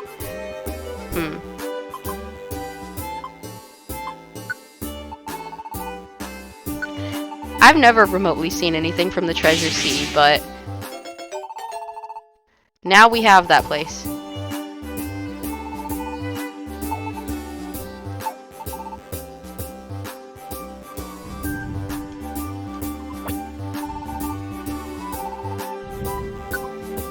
There we go.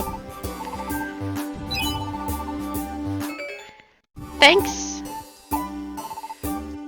So when I hit 120, which I technically just did because I had 10,000 and then I bought a habitat. When I hit 120 again, I will buy another habitat. So once I get 10,000 more. Which, judging how my missions have been going, shouldn't be too far away. Except my immediate concern, of course, is getting more chestnuts. Because they've been asking and asking and asking for chestnuts. And I've been selfish and stingy and not wanting to go because I didn't think it was important, because I didn't see why anyone would need chestnuts. So, I'm gonna go get their chestnuts. Part of me wishes they didn't need them to do this, or that they didn't need quite so many, but who am I to decide someone else's needs just to be more convenient for me? Selfish. Selfish in real life, too. Deciding what someone else's needs should be for them and then denying it because you don't think they really need it is selfish and ignorant. When you do it to real people, it's selfish and ignorant.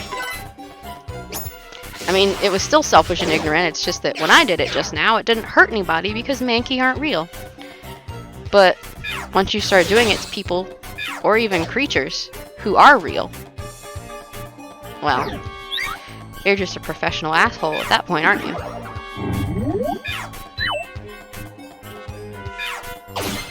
Damn! Did not expect that. I know Wake Up Slap does more damage on a sleeping opponent, but holy shit.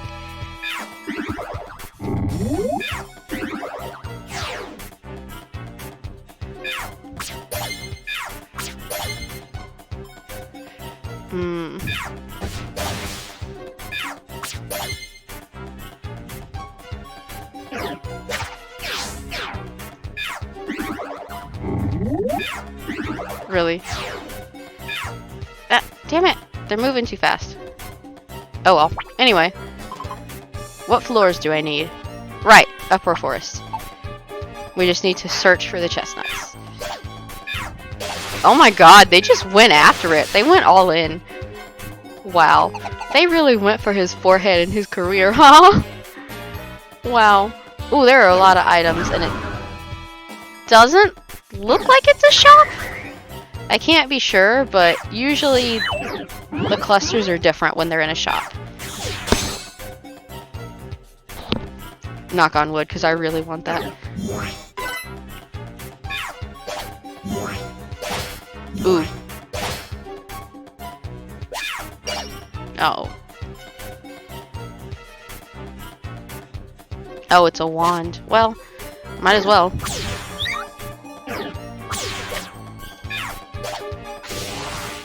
Oof. I didn't even have to deal with them. Okay, come on, y'all.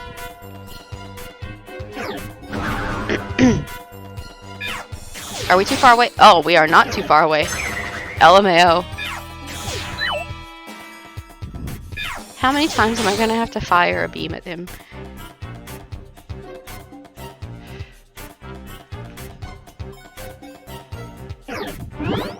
Oh, bother.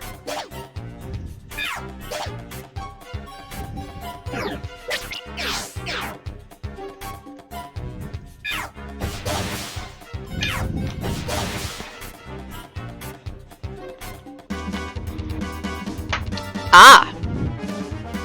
First monster house that's not, the last, well, not the last time, the very first time I played the, like, original version of this, the Red Rescue Team, my first monster house was actually, spoiler alert, at the end of the game when you're in Rayquaza's tower.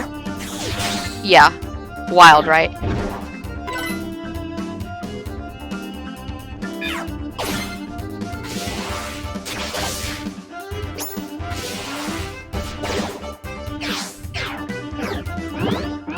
Come on.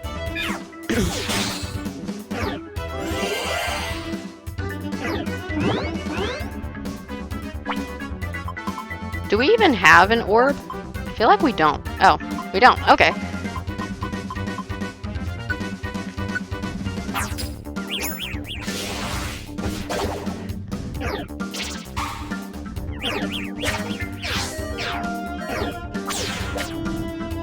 I died. But I have reviver seeds, so. There we go.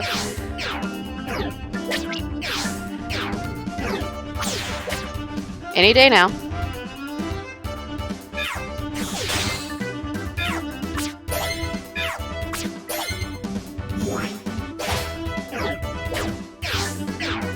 Hold on.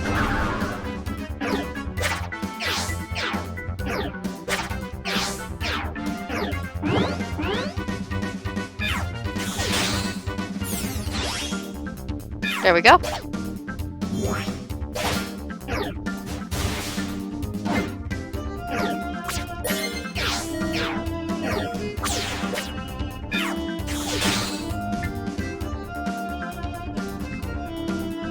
Technically, Sparkle's in more trouble than me, so... Well, Sparkle is me, but I'm not playing as myself, so you know what I mean.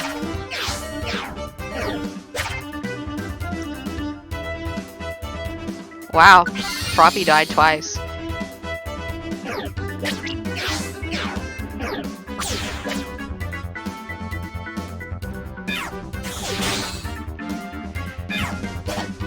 There we go.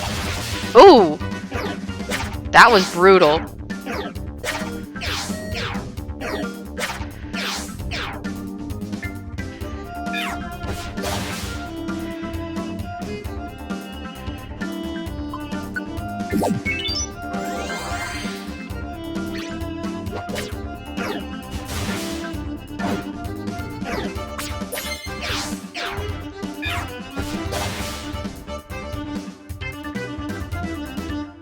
Oh, that's bizarre.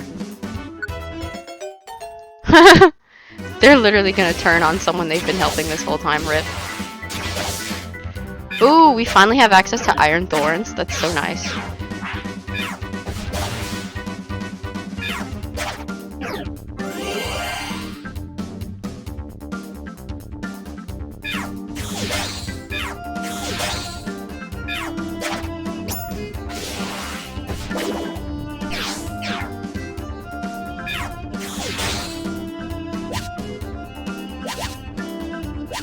There's a chestnut. There are 2 chestnuts. Nice. We survived the monster house.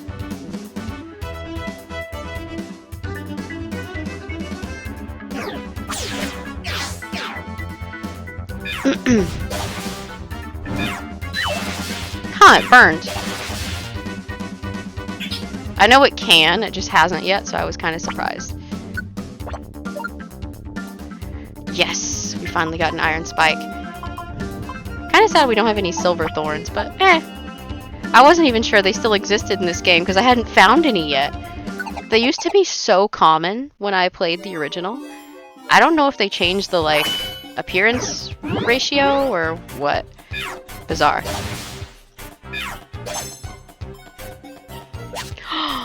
Oh, wow. I don't know how many we're gonna need, but we just found 3 of them. Thank you.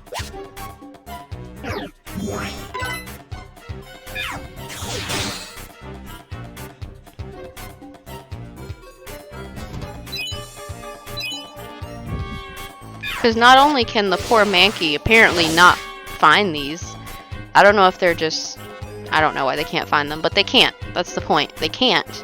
Which is why they need help. Not only can they not find the chestnuts, they can only eat them if they're peeled. Which is honestly a really good stand-in for, like, accessibility to resources or, like, physical ability as far as, like, you know, disability and stuff. But even when they have the chestnuts in their hands, they can't eat them unless someone else peels them. Honestly, these Mankey are being like a really good stand-in. Sometimes people don't have the ability to go to the place where they need something, so that's physical accessibility. Sometimes, even when they can go there, they can't find it because maybe it's not available that day. Even when it's placed in their hand, sometimes there is some kind of extenuating circumstance, including physical ability, that means they can't complete a task and get a resource. So even if it's there physically, there may be a reason someone can't access it. Just like the Mankey with the chestnuts, because even if I give them a pile of chestnuts, it does nothing for them because the chestnuts have to be peeled for them to eat them.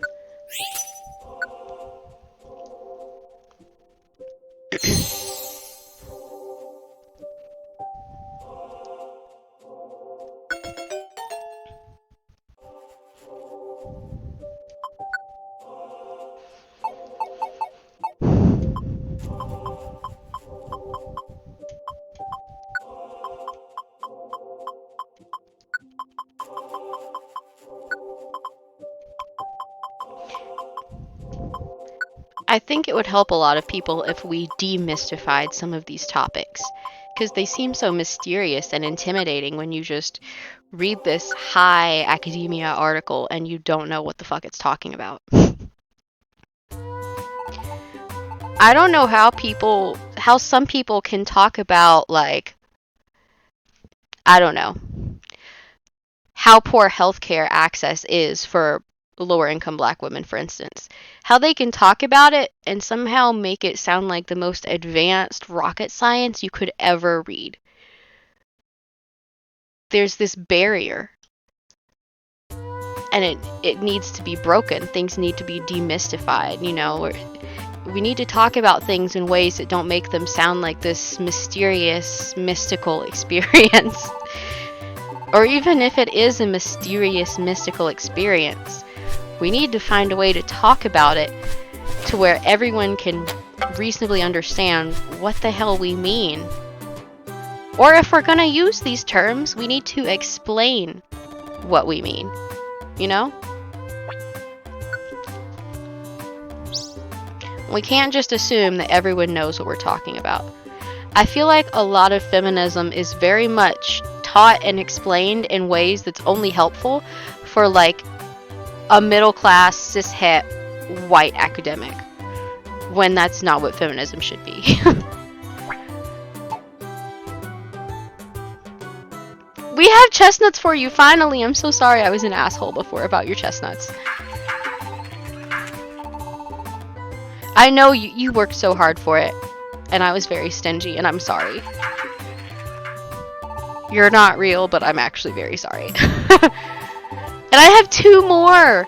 I have extra! Isn't this exciting? I love being able to help people. Even though the Mankey aren't real, it feels so nice to not only be able to help someone, but to have the ability to do it again and again. I'm, like, stoked.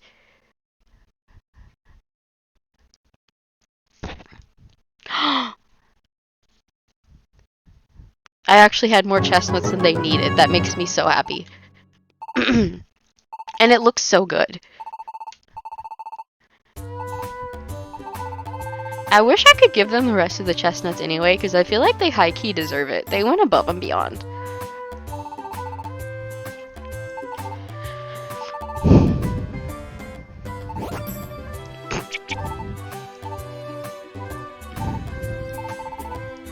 Hmm?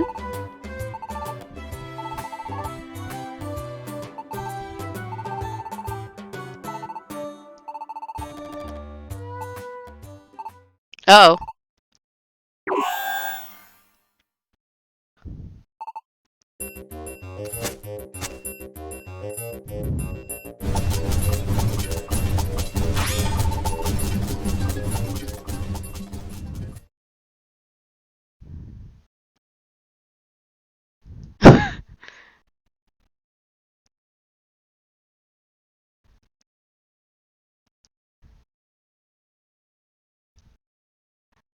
LOL.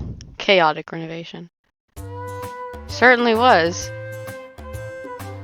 I still don't know how they renovated it with someone inside, but it's whatever. You'd think that would be a safety hazard.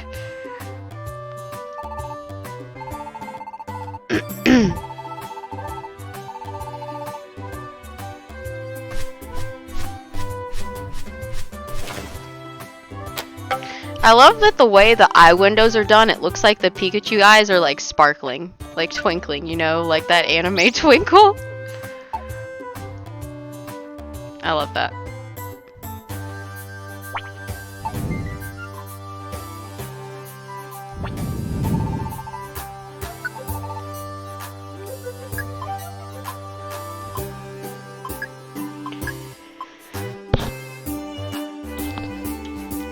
We should be able to afford almost everything.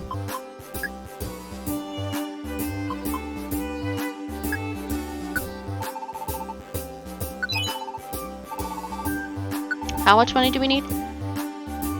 212. Unfortunately, that last mission wasn't profitable, but it was still good work because people who needed things got what they needed. I'm satisfied.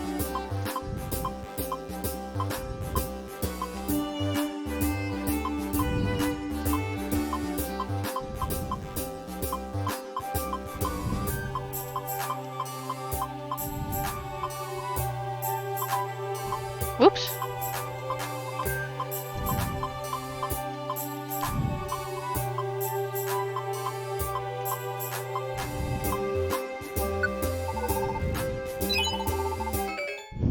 Nice.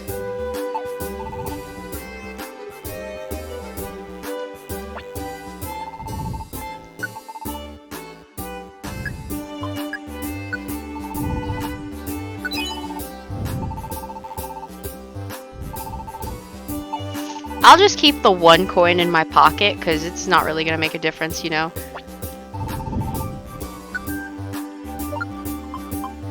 No, not that.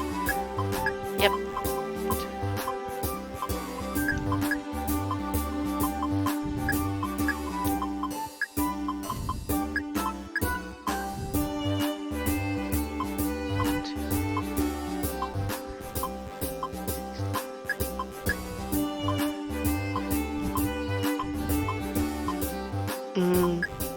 Need to take one of those out.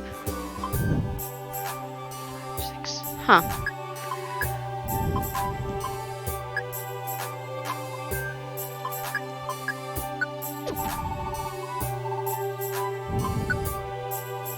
I think I said I needed 1 orange berry or something, right? 6. Yep.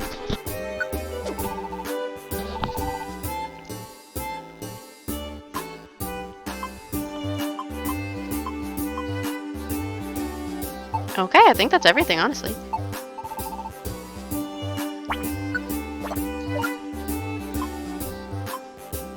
Yeah, cool. Don't know what we're gonna do about missions, but I don't know why. I guess because I'm like adjusting my own headscarf, but I was thinking about that Wrap My Hijab video.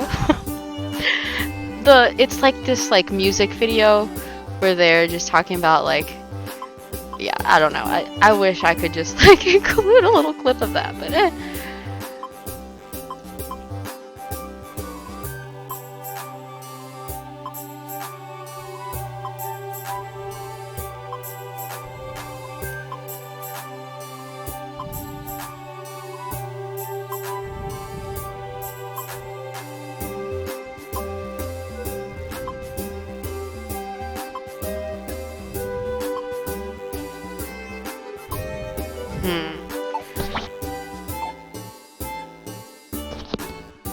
I really don't know what mission I want to take. We'll see.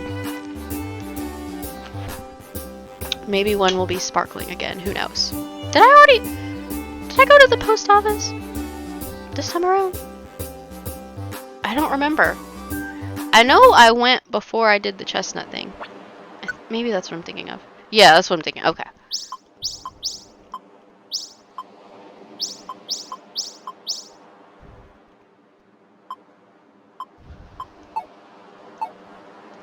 Cool. So we've already done our inventory, already bought new inventory, put up excess, money, jobs. Okay, so we are definitely going out again. I mean, we're not even at 2.5 hours, y'all. But, because I actually do care about my health, I'm gonna take like a 5 to 10 minute break. I wanna like get up and walk around for a few minutes and use the bathroom. And I really don't think that's too much to ask. So, yeah. I'll be back. I will be back. I'm gonna put it on the main menu, but I'm not done playing. I'm gonna be back. So, I'll be back.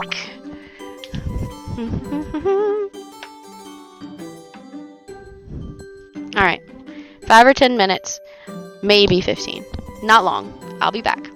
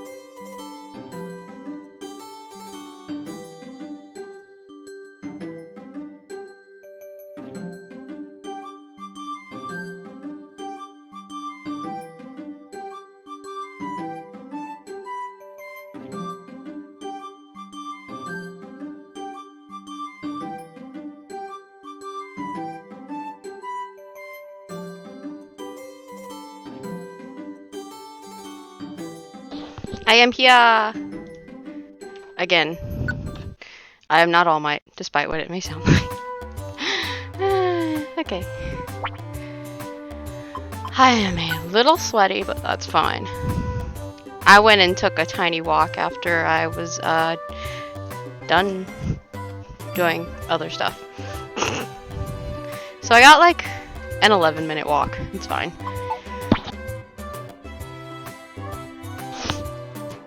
Okay, so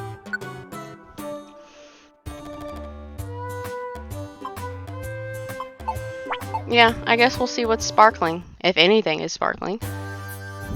Nothing is sparkling. Okay.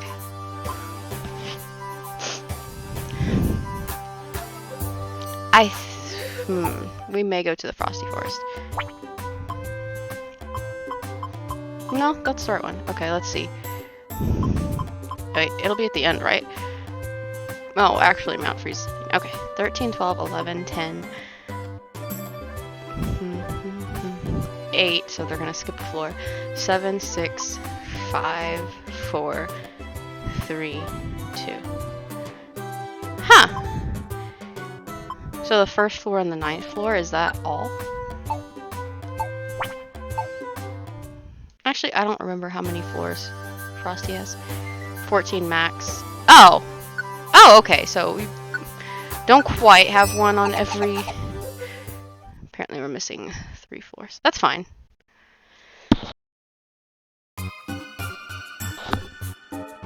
Probably gonna do this for another hour, I think. At least.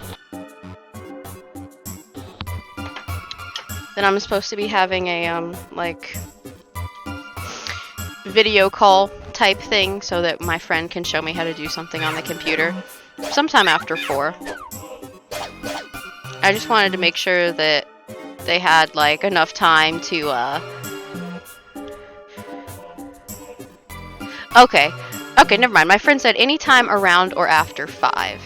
Yeah, because I wanted to make sure that they had enough time to, like, nap and eat and shower or, like, whatever they want to do. Maybe get a chore done or something since they were getting off of work at 4. And then they were going to try to help me with something. Let me respond real quick. Okay. Whatever works for you, smiley face. Ah, I should have put a heart. Oh well, whatever. This is totally unrelated to, like, the stuff that we talked about earlier, but tell your friends you love them. Like, don't be scared to tell people you love them. Your friend, your family, sometimes that's the same people because you have found family because your bio family shit. Point is, tell your loved ones that you love them. Like, yes, obviously make an effort to show it as well, but, like, no matter how much you show it, it's also nice to hear it. But also make sure you show it. But yeah, like, I feel like people are scared to say the L word. They're scared to tell people they love them. Love isn't a dirty word. You're allowed to love your friends. Also, just because you love someone doesn't mean you're in love with them. You know, it doesn't mean you're falling for them, it just means you love them. I wish more people felt comfortable saying they love someone. I love my friends. Like, if we're actually friends, we're actually close, I actually consider you a friend and not an acquaintance, then I love you. Now, it doesn't say how much I love you, but, you know, I love you.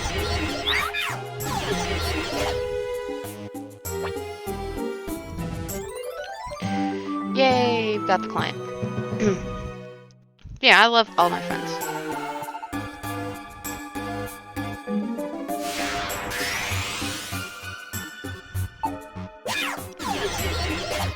Honestly, the reason that I have, like, a specific number of close friendships instead of having, like, 50 casual, like, shallow friendships is because, like, I tend to get really invested in people. And it's hard to get invested in someone if there are, like, 50 people who are all more or less the same, you know? Like, I feel like it's harder to get equally invested in all 50 of those people. But if you have like a circle of 10 friends and you're really invested in all of them and you love all of them, you're really close, yeah. I value a limited number of close relationships over having like 50 relationships just to have relationships and them being kind of meaningless. You feel me?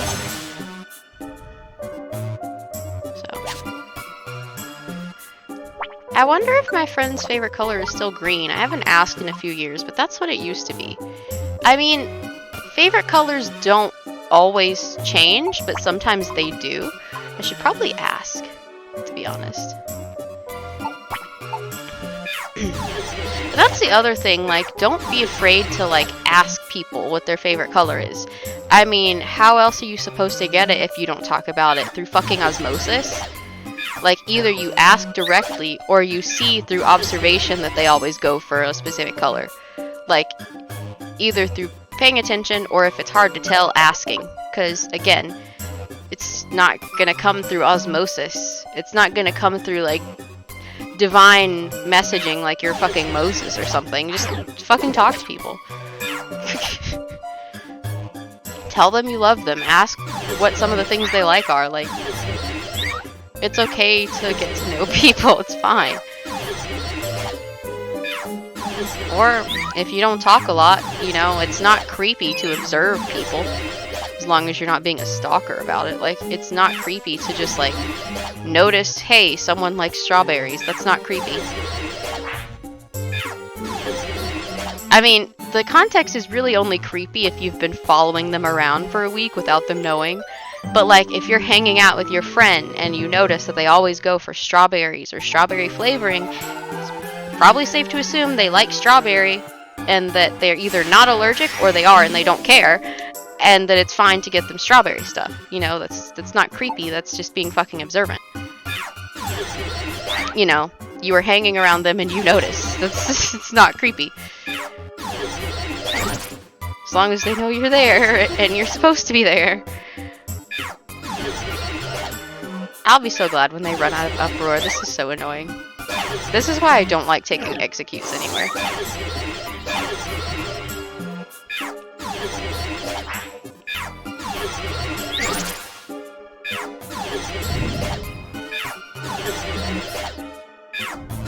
I'm just gonna take steps over towards the item, since we might as well just not do anything else. I think they've knocked out everyone on this floor by this point by spamming uproar. Jesus Christ. You couldn't just let us go somewhere? Like, what the fuck? Here we go again.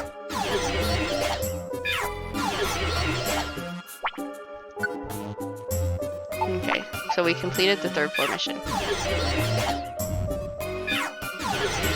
Any day now. Any day now.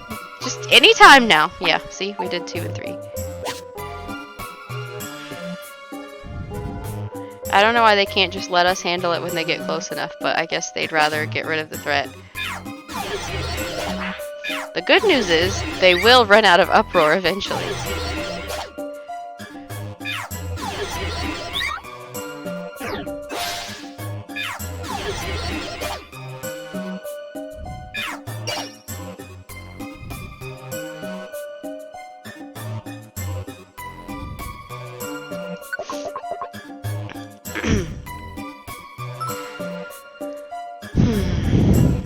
All of my closest friends are people that I've known for years, whether that be in person or online.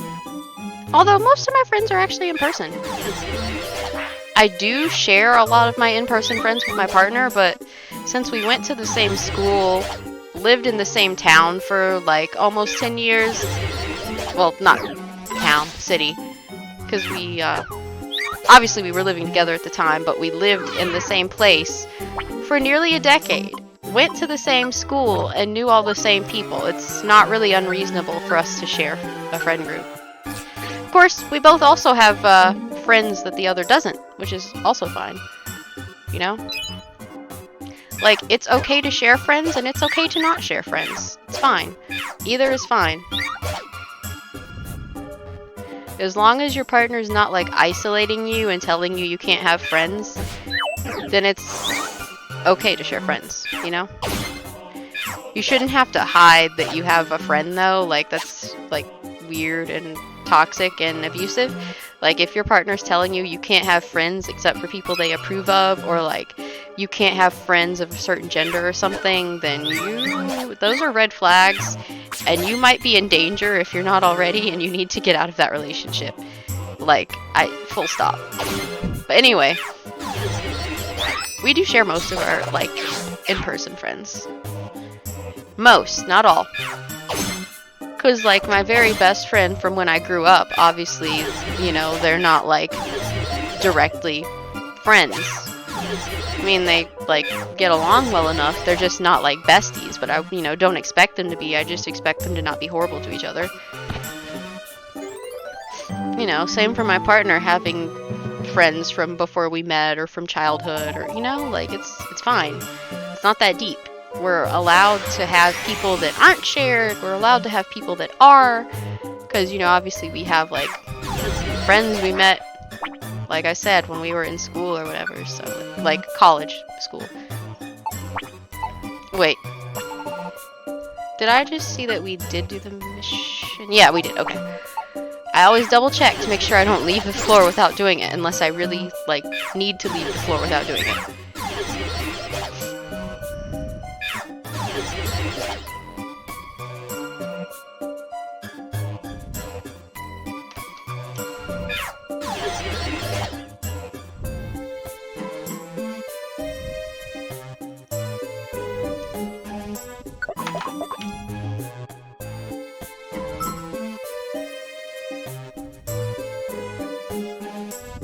Hold on.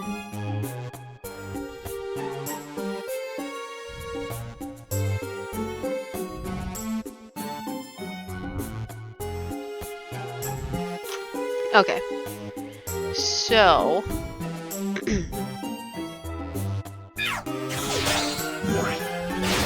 Dang. That was harsh. Wait. 5, 6, 7, 8. Okay, yeah, right. So we need to eat something before we, like, faint from hunger. There we go. I'm gonna eat 2 tiny apples.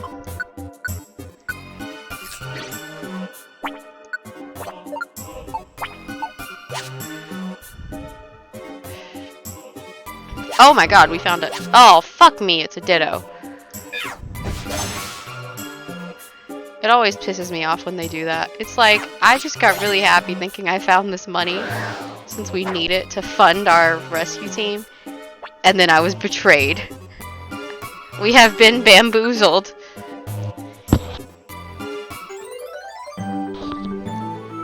And just maybe, bamboozled. I don't know why that's so funny, but it is.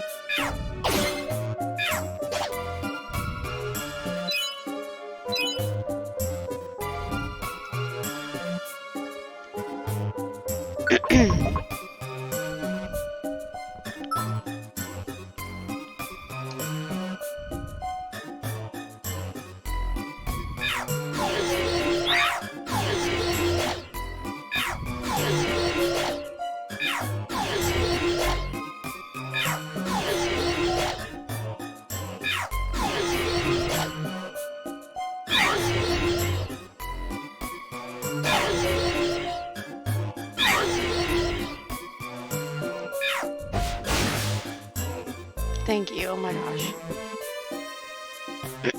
Ooh, we don't have one yet. Whoops.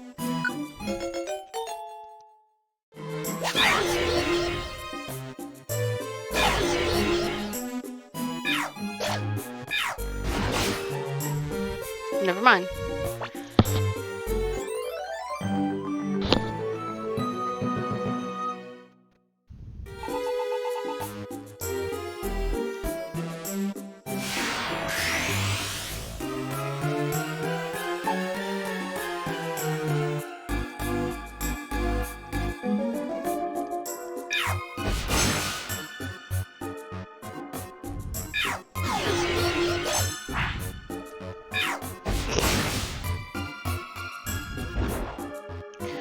I'm so irritated with these Ditto.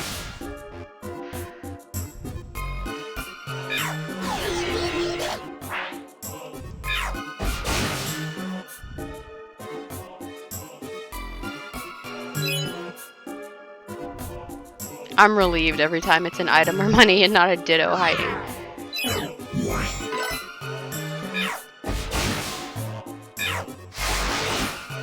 Dang.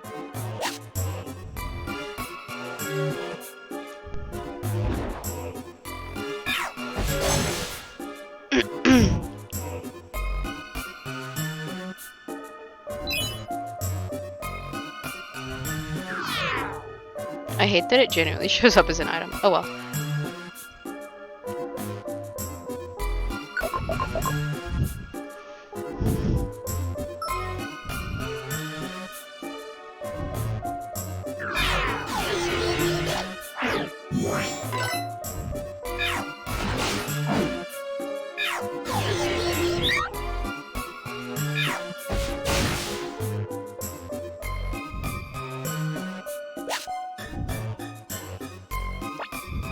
There we go.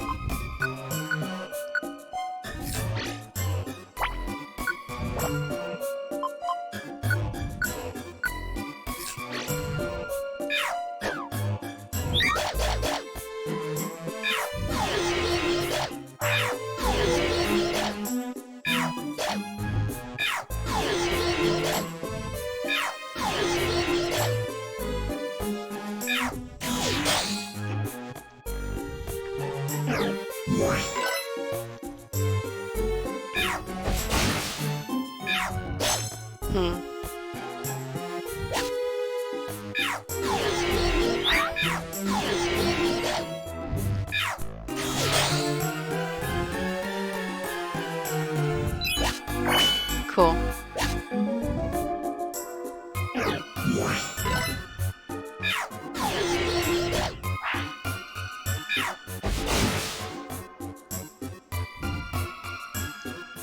Oh?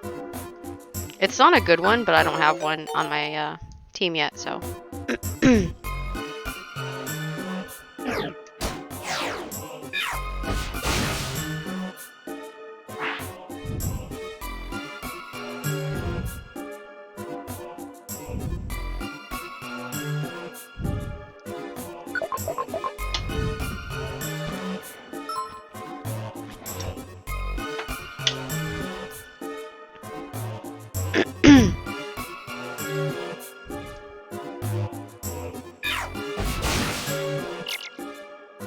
Oof.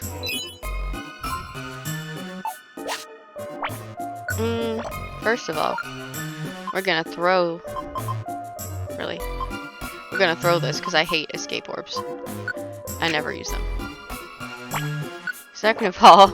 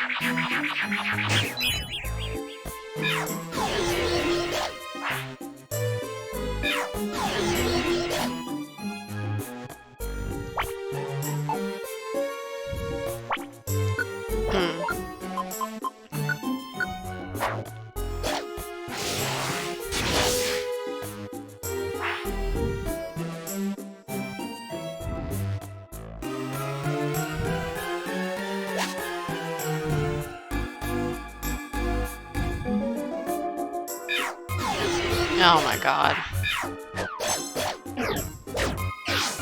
Is anyone gonna help them? Hello?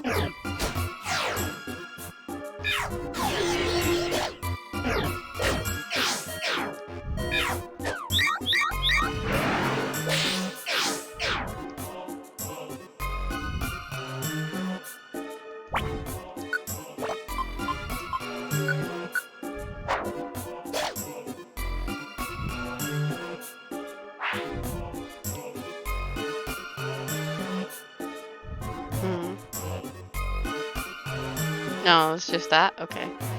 Oh, we still need to find the stairs. Really? I don't understand how we've already gone through the entire apple and teeny apple that we ate, but whatever. Here they are.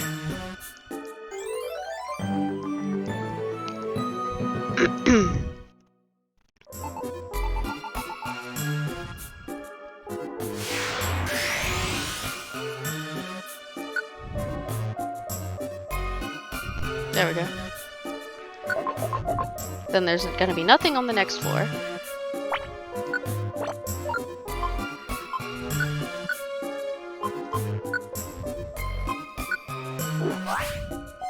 I'm hungry again.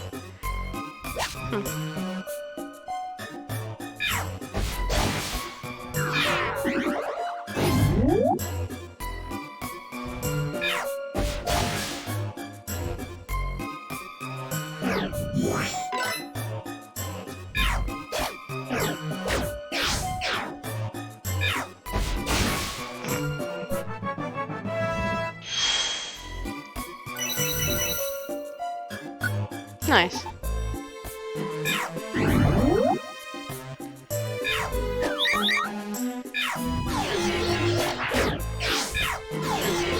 What was the point of using hypnosis and then uproar?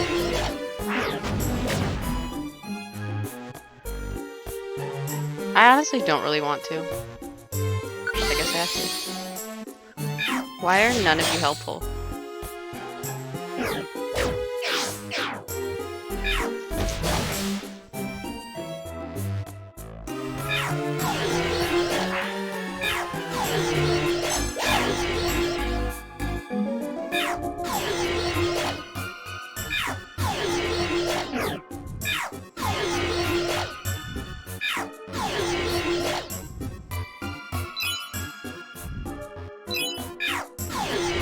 Oh, what now?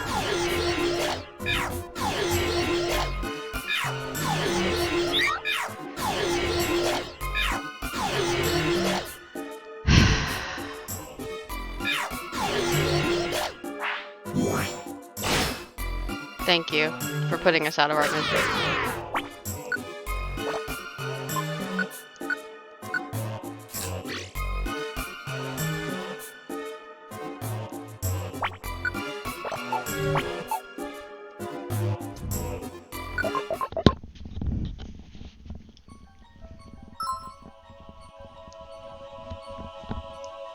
Finally, we can get rid of them.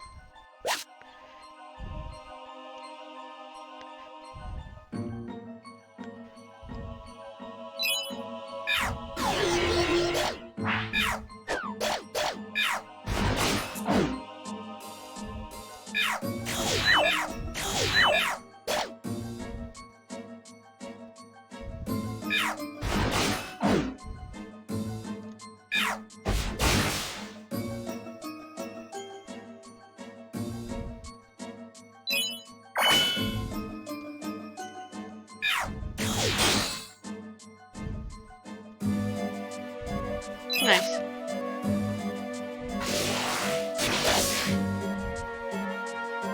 Oh, there they are. Didn't see him. Hold on.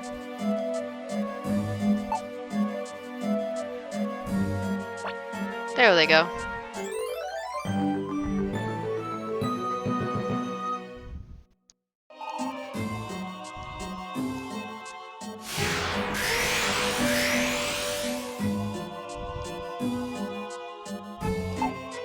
What time is it again? 3:35. I think I'll cut it off at 3.5 hours. I think originally I said 3 or 3 to 4, so it's you know, about right in where I said. So we need to do floor 11, 12, and 13.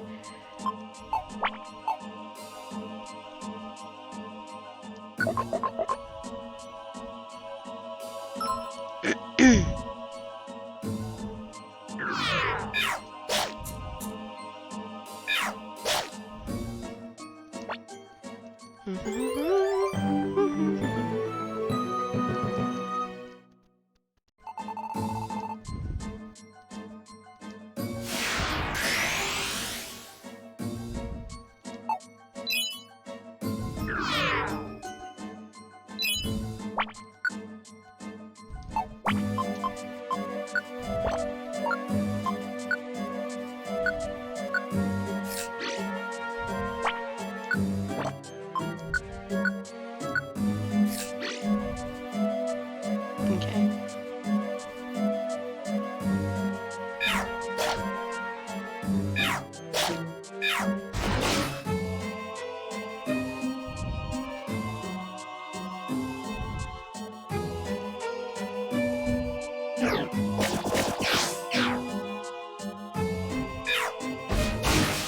Ooh, rip.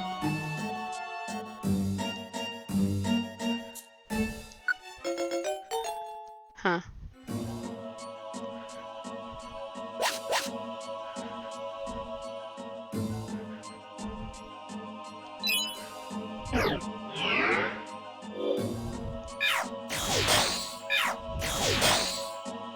Cool.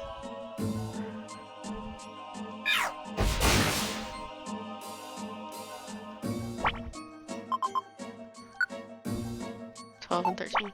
Okay. So we just need to find the stairs, basically.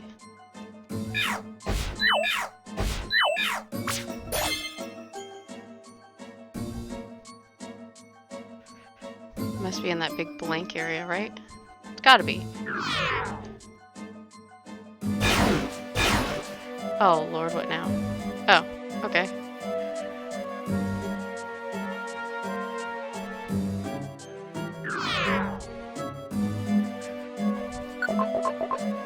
Nice.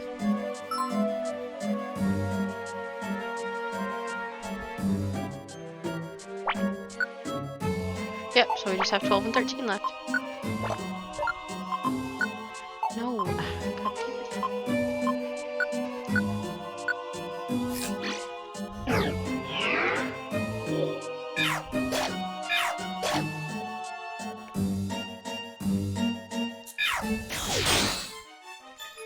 Oh. Didn't mean to do that. Oh well.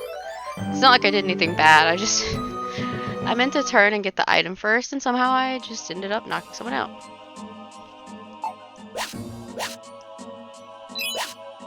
Nice.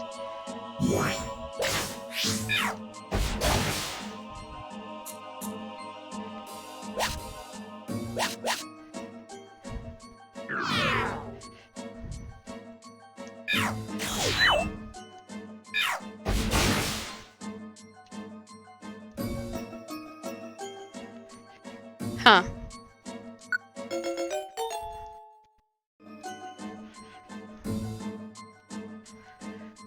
Why am I a little sleepy? So we should just have this floor.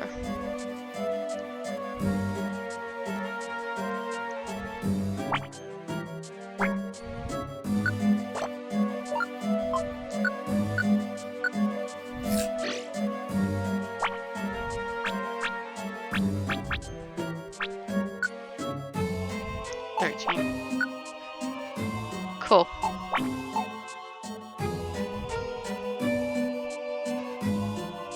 We'll come back for it.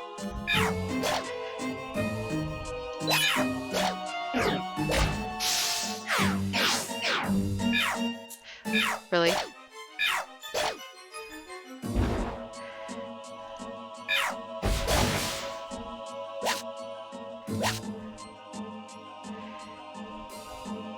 I'm so tired of those Ditto impersonating gold ribbons.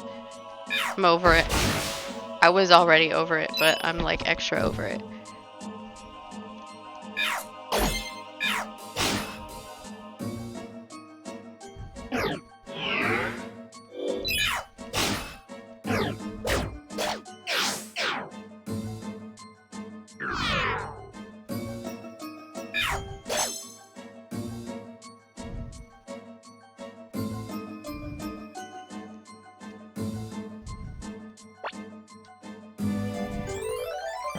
Okay, cool.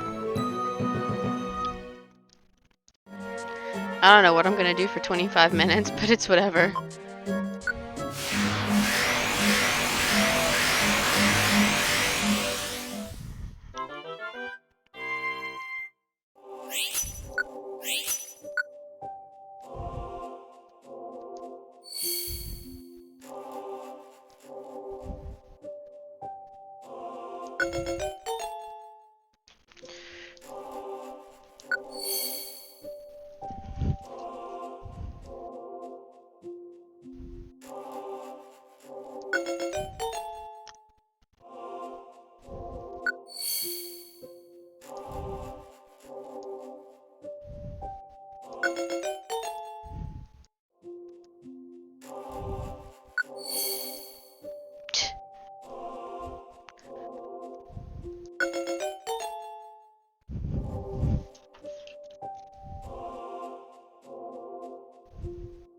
Hold on.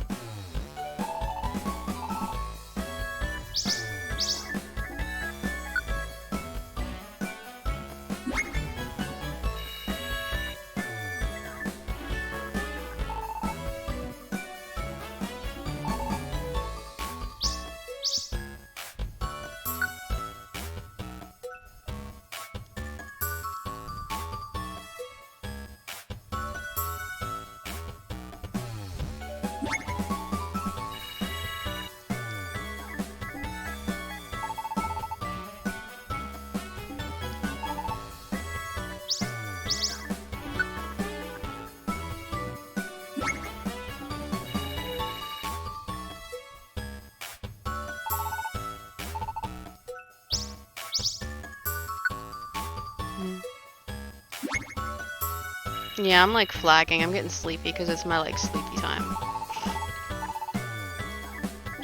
Like a baby, I guess.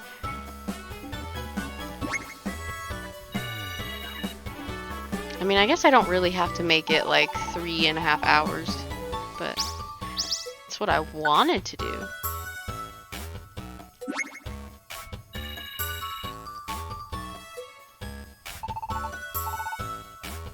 I'm okay. A little sleepy. It's the part of the day where I get sleepy, unfortunately.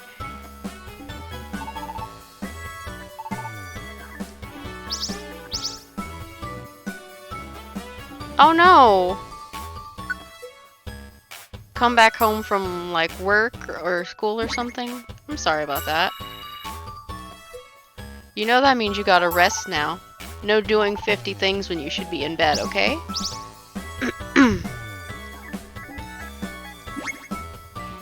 And staying hydrated. From work. Okay, yeah.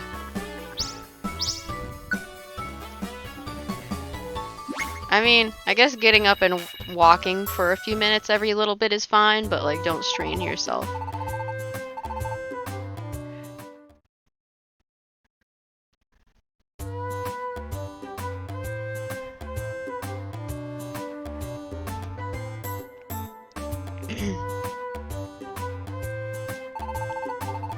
Good. Are you gonna go to the doctor tomorrow or just kind of like see how it goes? I guess you don't really need to go to the doctor unless it like sticks around all week or something and then you're kind of like freaking out. Or if it seems really bad right off. I don't know. You know your body. If you feel really bad, think about the doctor, but if it doesn't feel that deep, then I guess just get some rest. Hey. Oh, we only had 2 item slots? Interesting.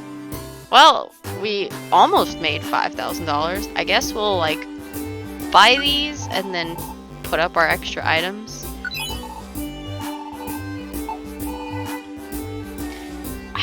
we had that much extra inventory, but I guess we did. Oh, is most of it tiny apples? Rip.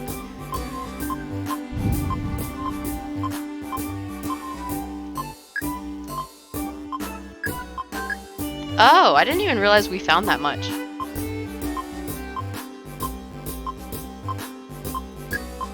Wow.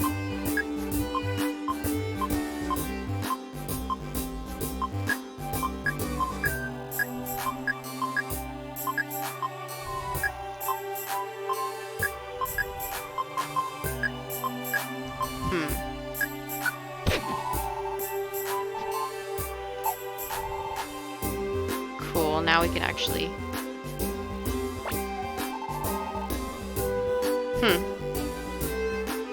So do you usually... What am I trying to ask? Are you sick often?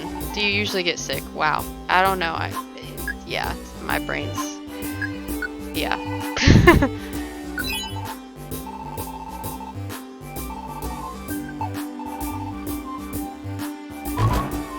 Oh, they're here again.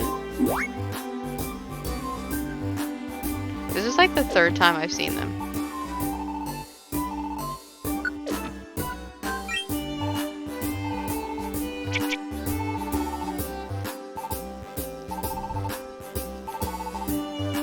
Well, hopefully it'll blow over soon. English is weird, isn't it?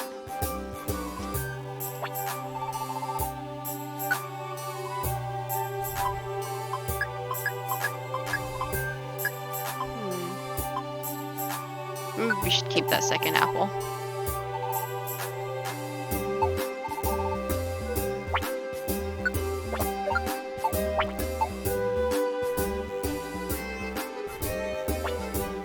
How close are we to... Oh. So we're 6,000 away from where I want to be to buy another habitat. Because I'm going to buy another habitat when I hit 120. Which will then put me back at 110, but that's fine. God, which way is closer now? I feel like I'm closer this way now.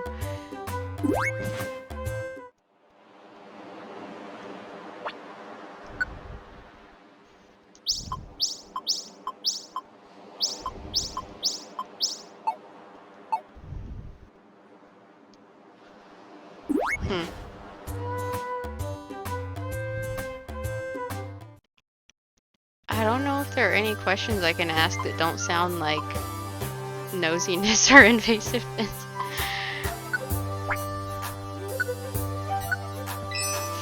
Because I want to like ask about your job, but like that feels, I don't know, like insensitive somehow. I don't know. It feels nosy somehow. Kind of feel weird asking. Oh. Oh, he doesn't have much anyway, it's fine.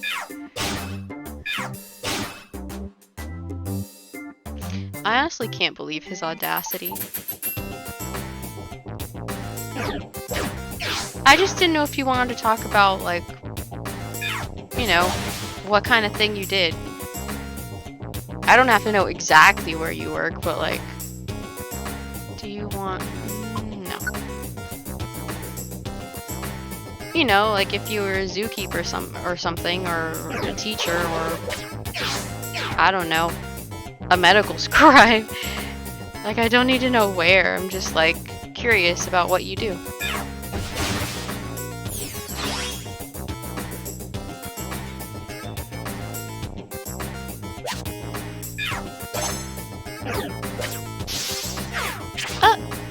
Well, that feels like instant karma for them. Oh well.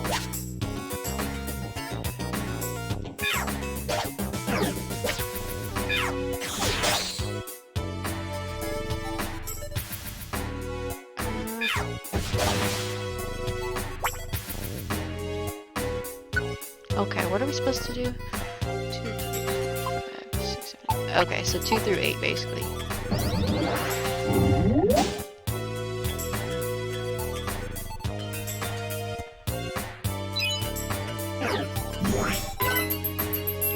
apparently there's some kind of shortage of teachers. I don't know if you're a teacher or not, but like, of course there is. Not only have we probably lost a lot of teachers because of the plague, but like, I find it very reasonable that teachers might not want to be teachers anymore because of how they're treated in the US. So, yeah.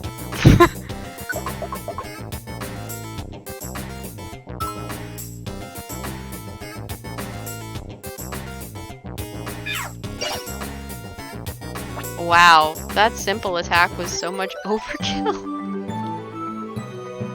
I feel like we should stop accepting missions for this dungeon. It's just not fair to the locals.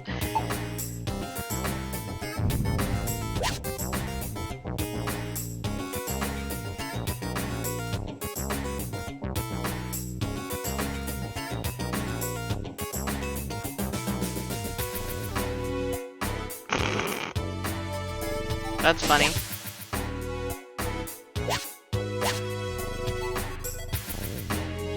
I guess it's not as like not as flashy as some of the names on here. I don't know.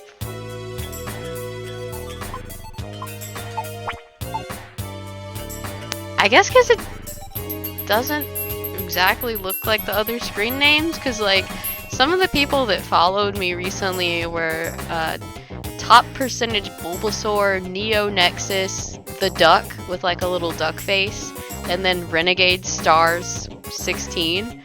Like I guess mine doesn't really look like one. I don't really know.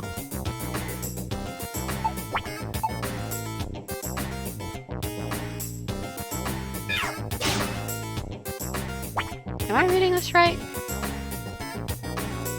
Okay. So that's our next floor, on floor 3.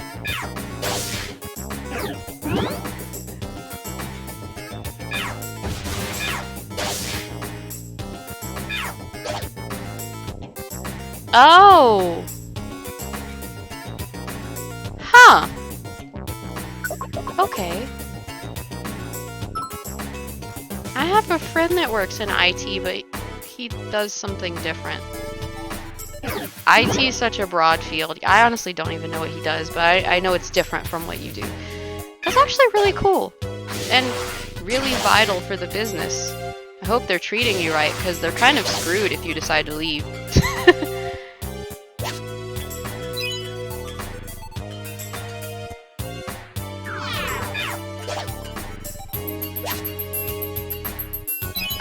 There it is.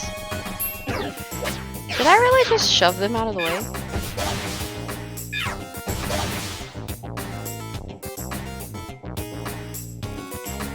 Your job...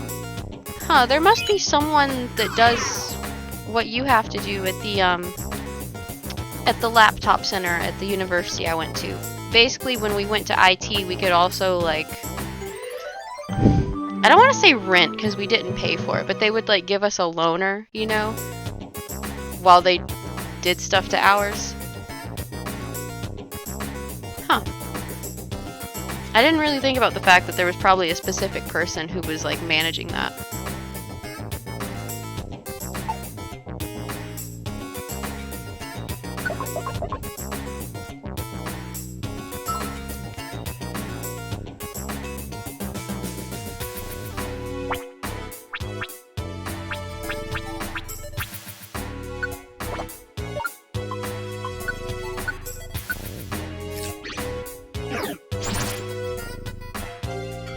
Well, I'm not very good with computers, so I appreciate people like you. Because let's face it, I don't really know what I'm doing. So it's nice to get the help when you need it.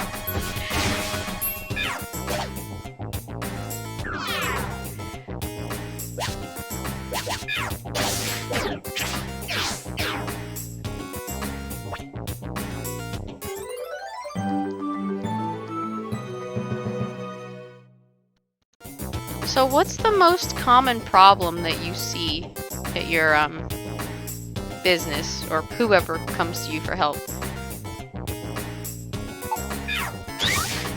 Like, I guess just the most common problem people tend to have. can't believe I'm the only one moving toward them to help them. Why? Hi, Spin.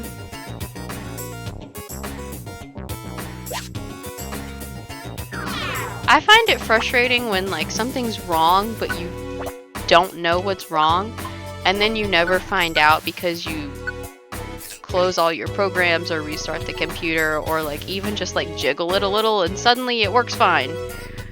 Or something's bothered you for hours, but when you try to show the IT person, it's magically fixed. So frustrating. Swollen batteries? I didn't even know that was a thing that could happen. See, this is why we need people like you. I didn't know that could happen. Swollen batteries.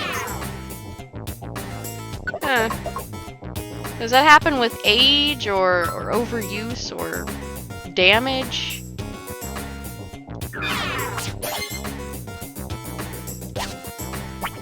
I should probably eat another apple.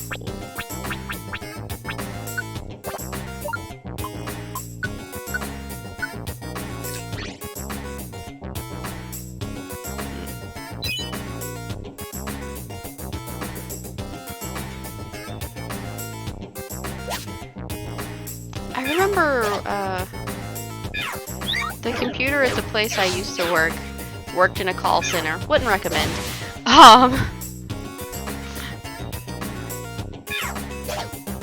My computer always had issues and they could never figure out what was wrong with it.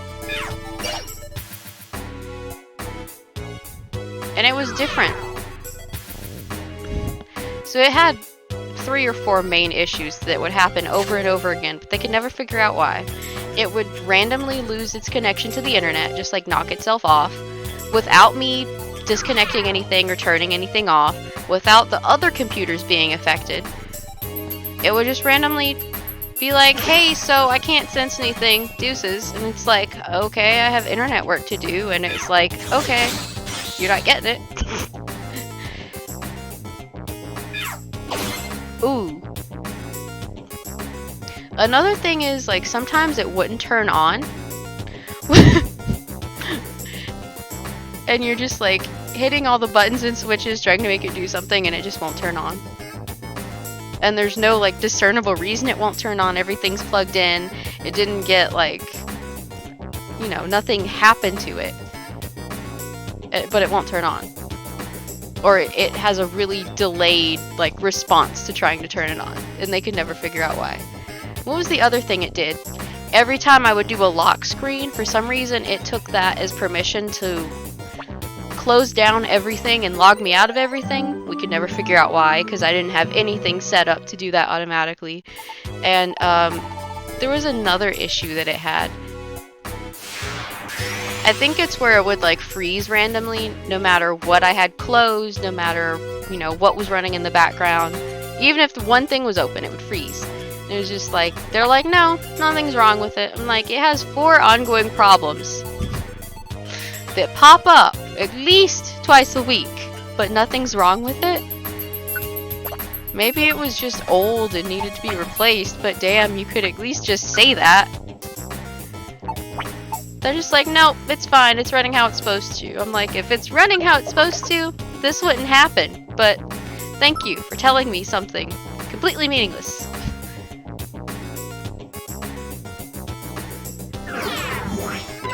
I wish they could have just sent my computer through something and gotten it fixed, but they were yeah, I don't know. I think my computer liked to troll everyone is what was going on. I don't know. I know they're not actually alive, but it sure as hell felt like it. It felt like it was spiting all of us.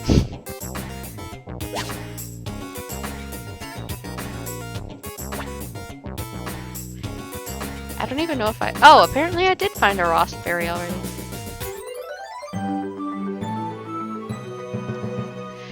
Yeah, but somehow they could never find anything. I don't know how. Oh, and one time, so all of the computers that were on the network were supposed to update automatically, right? that's the like 5th problem with mine. It wouldn't update with the rest of them either. So they'd have to go in and manually do it and add in the permissions. I don't know, there was just a lot wrong with it. It just had issues. Either that or they really should have replaced it like a decade ago. I don't really know. I hated it. It made my job so much harder. I was at the point where I was ready to pay for a new computer myself just so I wouldn't have to use that one. Of course, they wouldn't have let me use it anyway, and yet they wouldn't replace the one I had. Curious how they want to be intentionally frustrating. It's like, you admit that it's not working, even though you can't find anything wrong with it. But rather than replacing it, or letting me replace it, you choose to do nothing. It was insane.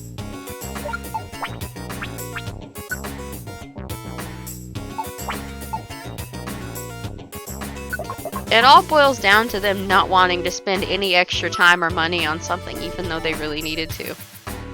They probably lost money because of lost productivity. They could have saved money by investing in a new computer or, I don't know, getting it wiped or updated or actually getting it repaired for once. Nope, they just wanted to pretend that it would be fine when it clearly wasn't. So we all suffered. Oh no.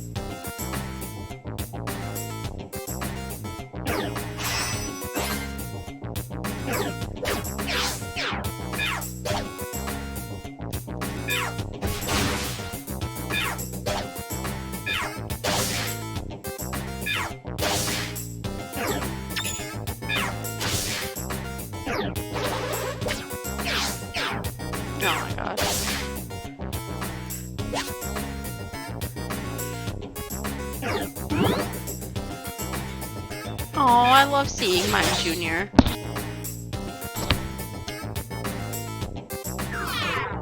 Uh-oh.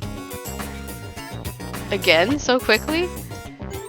I honestly don't know how we burn through so much, like, belly room. We don't even have the wall ability anymore.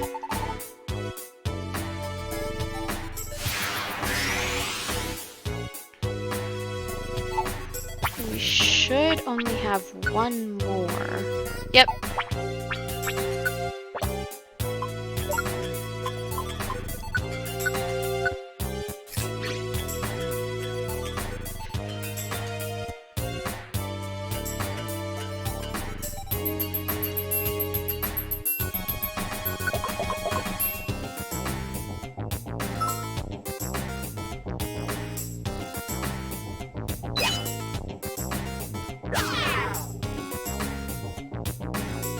Okay, not many items on this floor, so we just need to find them.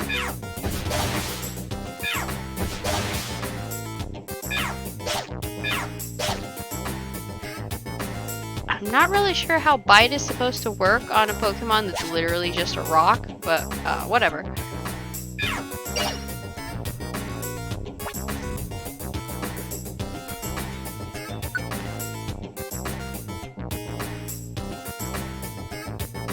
There we go. They should be close enough. I don't know how these two are friends, but it's not my place to judge, so good for them.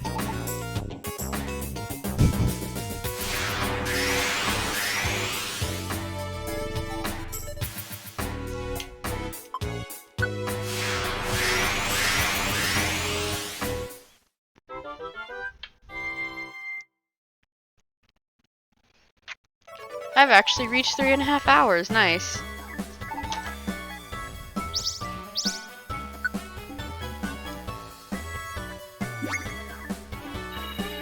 I don't know how I've gone through most of this rank. It just happened.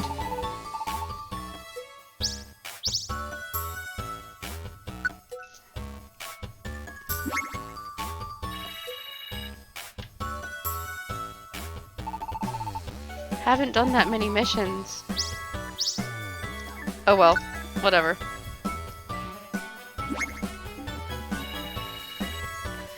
I forgot what comes after Ace rank. I looked up the chart and I don't remember. Because it didn't exist in the original.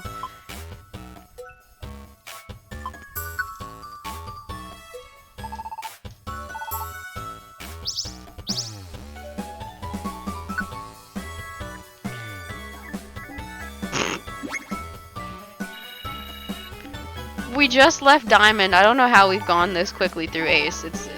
Yeah, okay. Thank you for the compliment. I don't think I'm that great, but I'll take it. What have you been playing recently?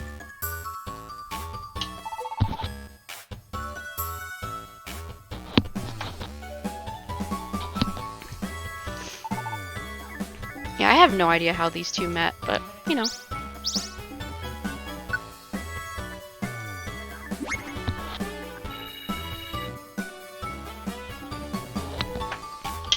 Oh, are they gonna join too? Okay.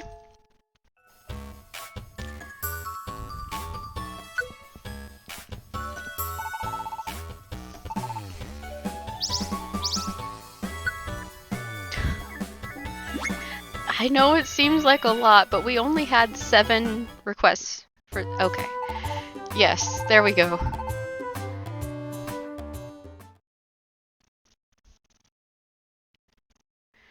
And where were you in the storyline? Or is an earthquake?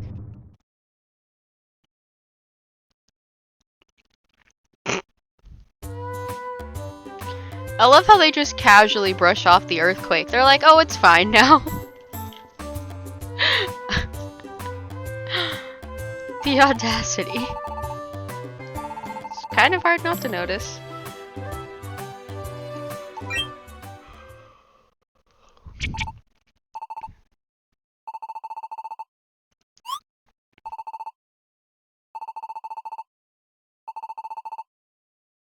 Okay.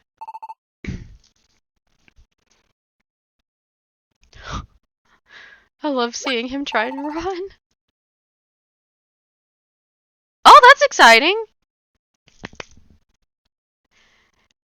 So... I feel like last time you said this was your first playthrough. How do you like it so far? The first gym was the Gentle Farm Himbo, right? Can't remember his name. That's how I remember him. Wow, I still can't remember his name. I just remember Gentle Farm Himbo, and that's it.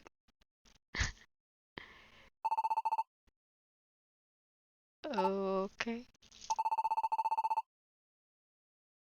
Okay. Oh no.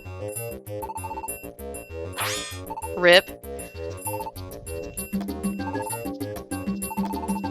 Which starter did you choose, by the way? I don't know if I asked last time. He's like, they went underground and disappeared. I'm like, alright, we'll pour one out for him.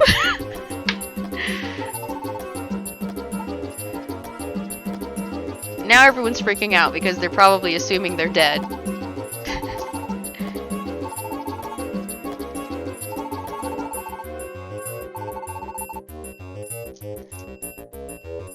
Do they not know any of the legend? Okay, whatever.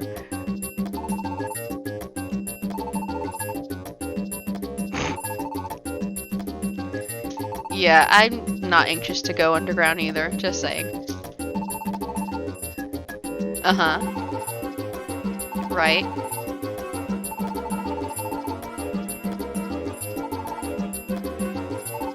Okay.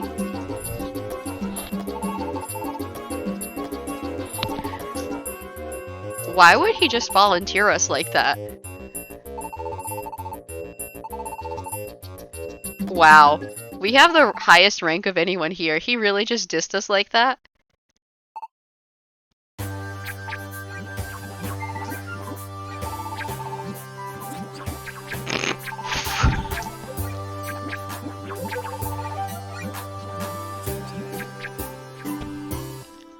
I mean, rather him than me. Okay. Good for him.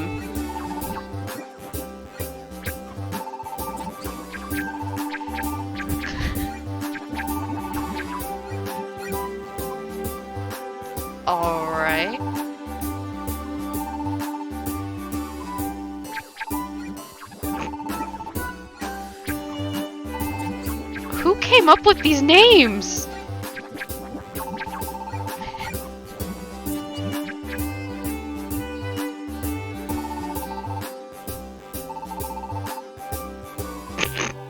He really just said, I'll beat it with rocks until it dies.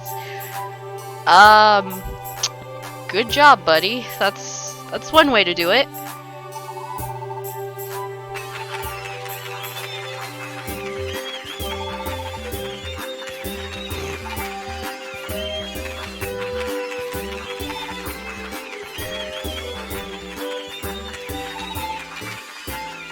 And I suppose that, they'll just keep sending people without thinking about whether or not they should.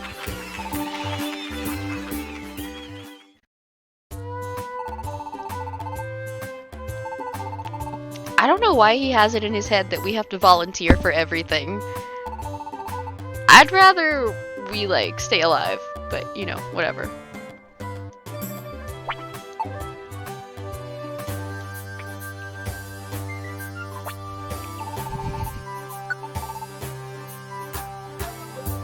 My partner is my rescue partner, not my real life partner. My rescue partner is a clown, just volunteering us for shit that's gonna get us killed.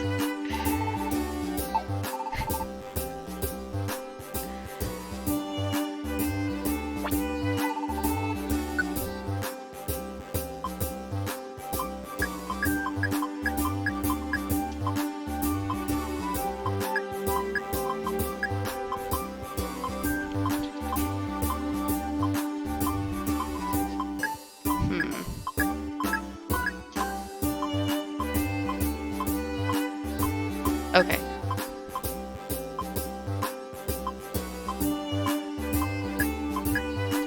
Okay. Let's see. I think that's enough items stored away. The pay for this mission was so low, though.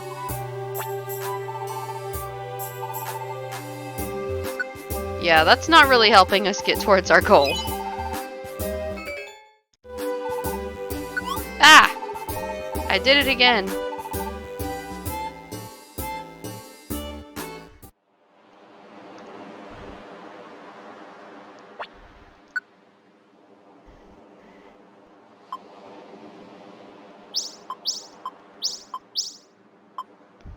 Do we really need these? They're just not very good. I guess I'll still do them. I'll just, like, I'll wait a while. I'll do them later.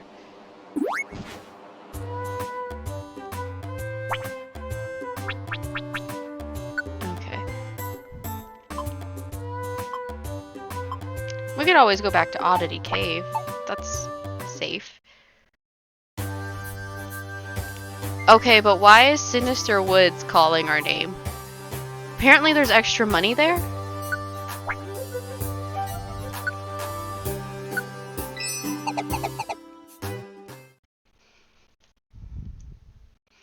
I'm not looking forward to the plot point where we also have to go underground. I'm just not looking forward to it at all.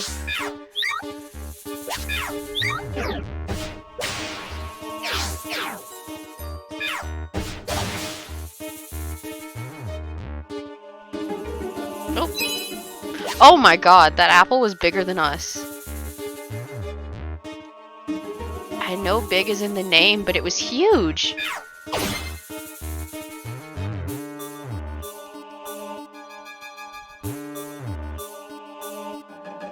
Let's get this. Oops. I kind of forgot that I made the water type Pokemon lead and that we can walk on water. Oops. Thank you for telling me his name. And sorry, I didn't notice it first. I don't know why I can never remember Milo's name. I always call I always call him that farm himbo because he is, and I don't mean it in a derogatory way. I think both times I also chose Score Bunny. I don't think I've ever chosen differently. Oh, no, that's not true.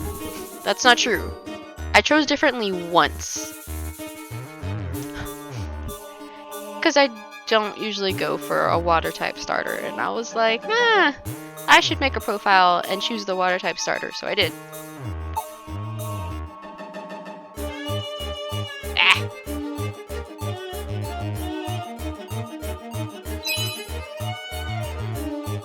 Okay, at least it's living up to its full item thing.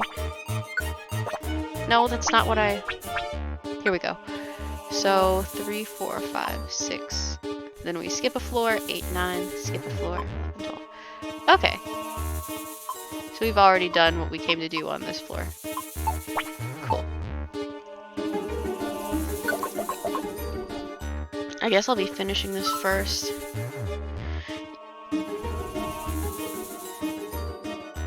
It's kind of hard not to, and honestly, just talking about it makes me want to play again.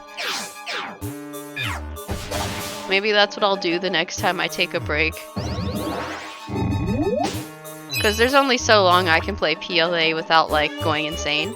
Which is why I have these break time games to begin with. Maybe next time, that's what I'll do. I'll play... Well, I have Shield, but you know what I mean. And they got an insta-kill. I wonder, can I do this? Is this helpful? No, it just takes me to a dead end. Okay, good to know.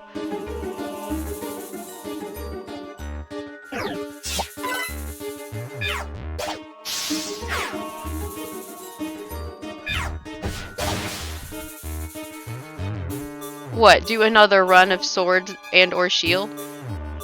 Or just go back to my old file? I'm not sure which one you're asking for.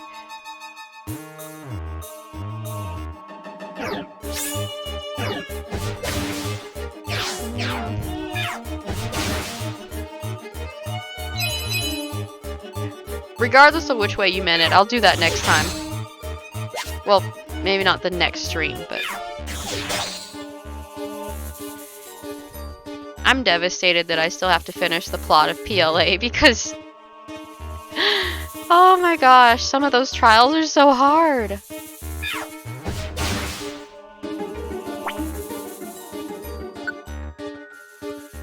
Okay, cool.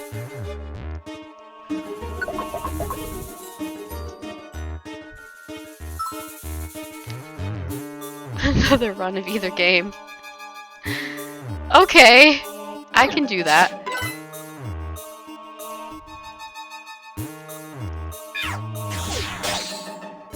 Didn't really want to use Ice Beam, but they were too far away to use Scald. I can do that. Wait, what am I supposed to do on this floor? Ah, rescue. Okay.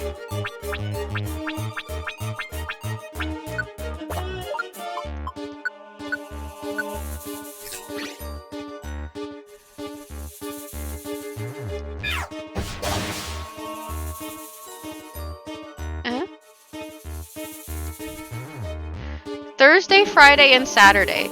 Although, did I stream an extra time last week too? I can't remember. I don't think I did. I did not. Okay. Scheduled days are Thursday, Friday, and Saturday, but I do sometimes think about, you know, popping in randomly some other time.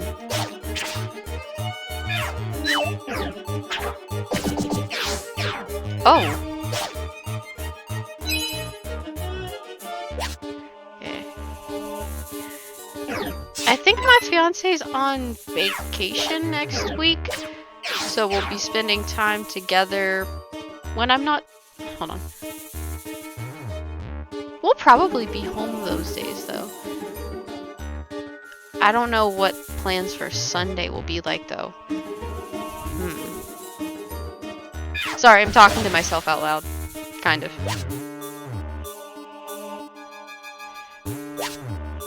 Oh my god. We've been blessed with so many big apples this time.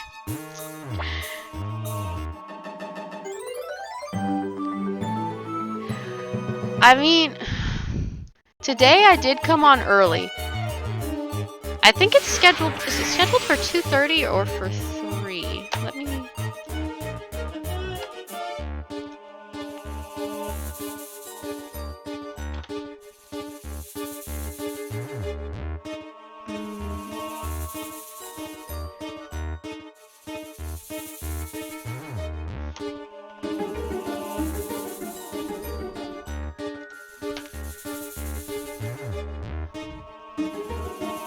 I'm sorry. I'm checking my schedule.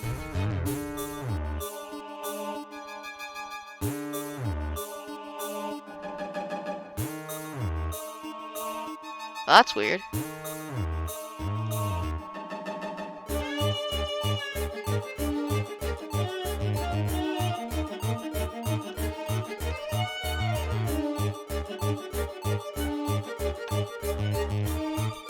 Oh, I see.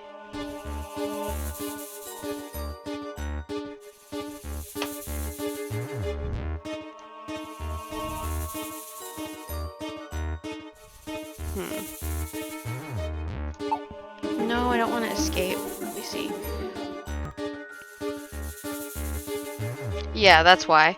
I don't know why, but my computer is set to a different time zone and it threw me off when I was trying to check it. So, I'm scheduled 2 to 5 on Thursday and Friday, and then Saturday is kind of just like whenever it happens. But today I got on really early. I got on at 12:30. Sorry. I'm supposed to be doing something a little after 5, so I wanted to kind of get it out of the way. I just sent them up, right? Yes, okay. I don't know how we miss each other. Are you set up to get the notification?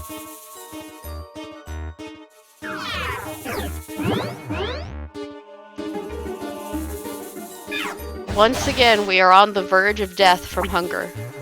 Let's see.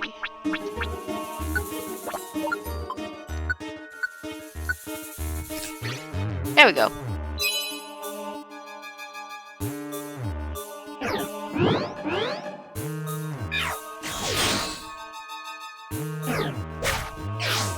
What I kind of want to do is start another, start a new run and then like pick a starter that's not a starter.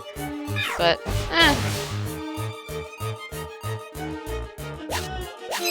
I have no idea why it's not showing up.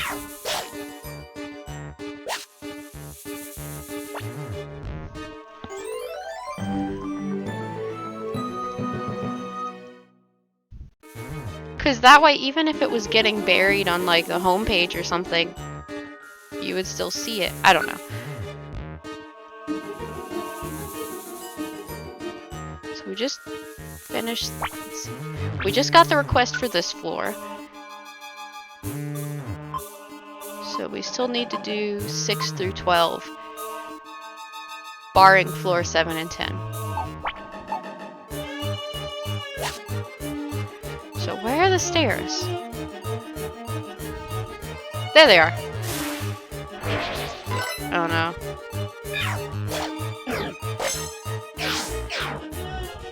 The game?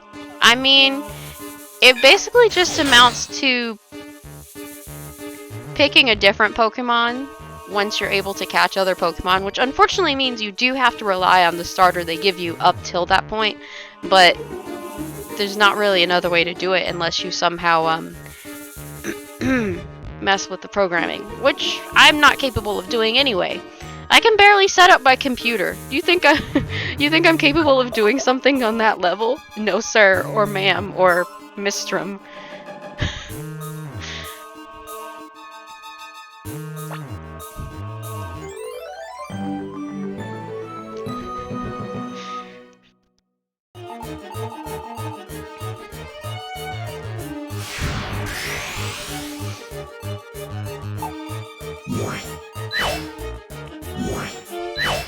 Yeah, the unfortunate fact is that once you're able to catch other Pokemon, you don't actually have to use your starter. Unfortunate, because It's very easy to neglect them.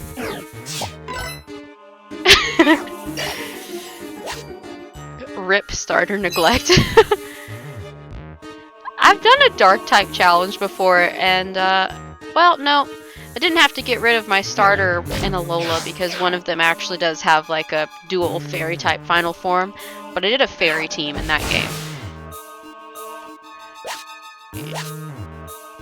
You can basically make anything your starter if you're willing to ditch your actual starter. I say ditch, but basically you just like never take it out and do anything with it. So basically you neglect it the entire game. Which is fine, I guess. Rip. As long as you're okay with neglecting it.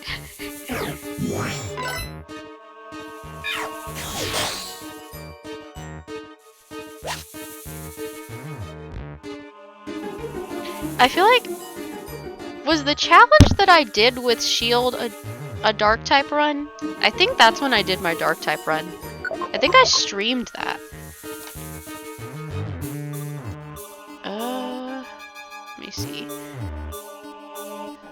Sorry that I'm standing still again. I'm kind of looking on my YouTube page trying to find that. I'm pretty sure that's exactly what I did. Let me just...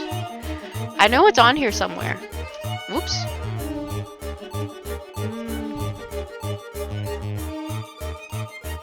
Because I have playthroughs of other stuff too. Let's see. Why do I have so many private playlists? This is getting to be a problem. You know me, I think you have a problem. Come on. I know it's on here. Okay, so... I could have sworn it was... Oh, there's another page of 10. Okay, well anyway, I do have a Brilliant Diamond playthrough.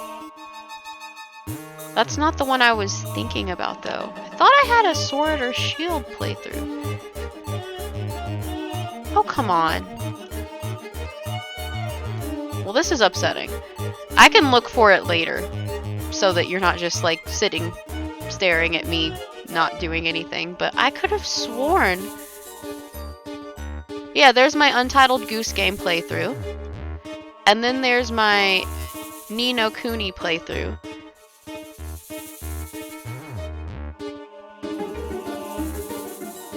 Come on, where are you? Pokemon Shield. Is that it? Okay, so I actually found it.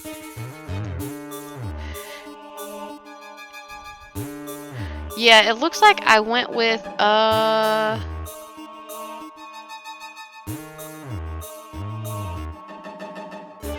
Yep, I did a Monotype challenge and an Evil Pokemon challenge. I also have an Untitled Goose Game playthrough and a Brilliant Diamond playthrough. There we go. So I found what I was looking for.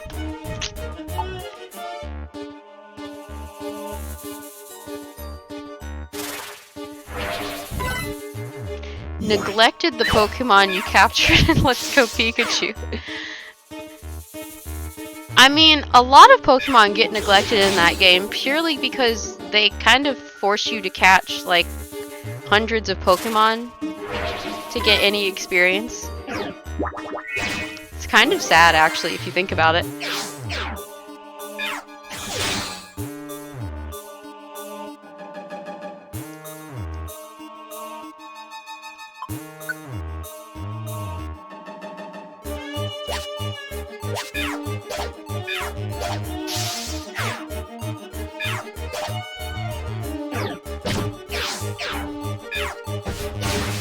I'm sure you'll be able to pass the Elite Four one day. Did I already ask you what team you had for that? I mean...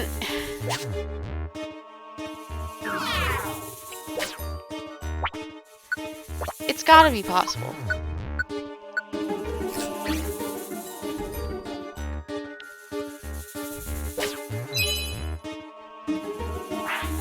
Oops. I keep forgetting that I can walk on water now.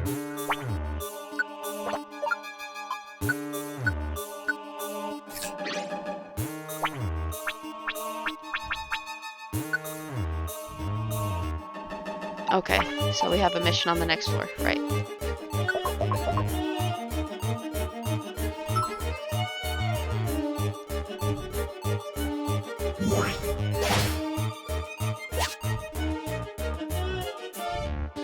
Honestly, I don't even remember what the Elite Four was like in Let's Go Pikachu. I don't actually know how hard it's... I've never played it all the way through. I watched my fiance play through the first time the game was played by either one of us, but I don't remember anything about it. Is that bad? I'll have to actually go through with that at some point.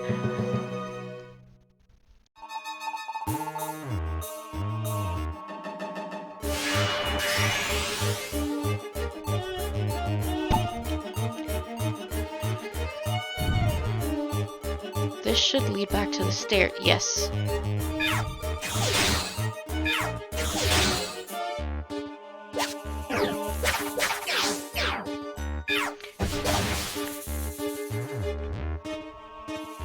Truth be told, if I do another type challenge, I honestly don't know what I would pick.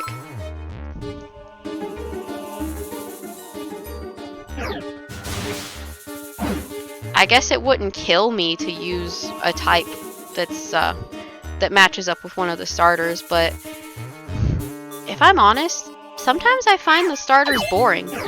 Sometimes I just don't want to start that way. Maybe I'm just doing too much again, but... Because I know I always be doing too much, but sometimes it's just more evident than others.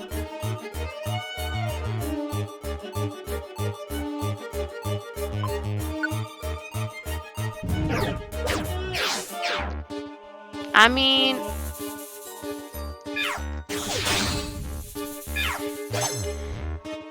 I don't even know if their teams are different from the...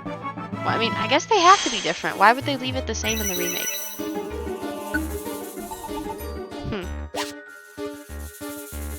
Please don't tell me they took away Lorelei's Lapras, because...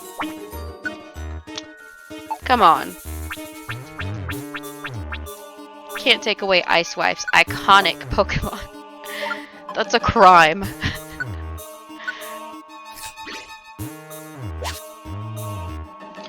I feel like way back when I played, wow, this is gonna sound weird. When I played the original remake, when I played Fire Red and Leaf Green, I feel like I did struggle the very first time that I went through. But I mean, it's not like it's meant to be easy.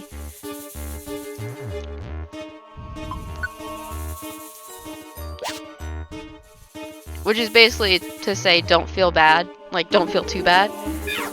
It's not meant to be easy, so... You know, if you're struggling, it doesn't really mean anything bad about you.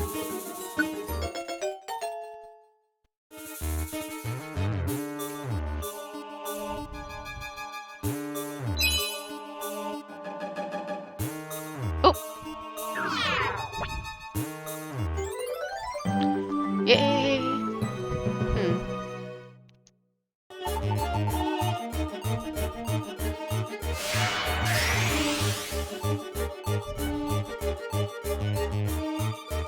I honestly really want to do like a steel type playthrough of Brilliant Diamond.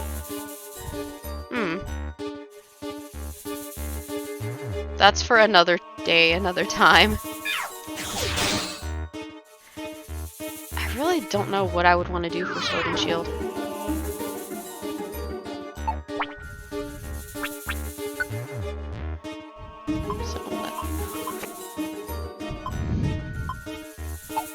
So just 11 and 12, okay.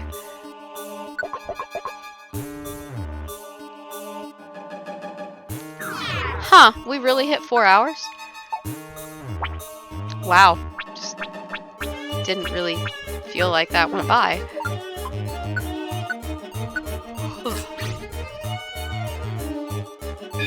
Oh, I could have used Wake Up Slap. Oh well.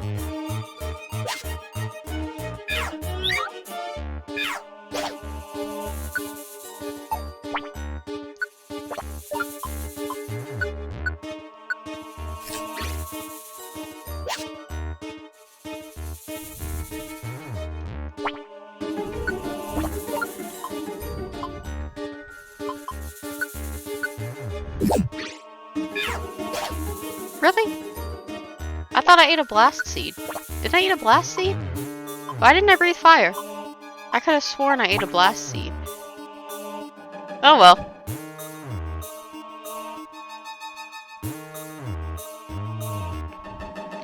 What is... I don't know what kind of tea... Whoops. Okay, so all the items are up there. Okay.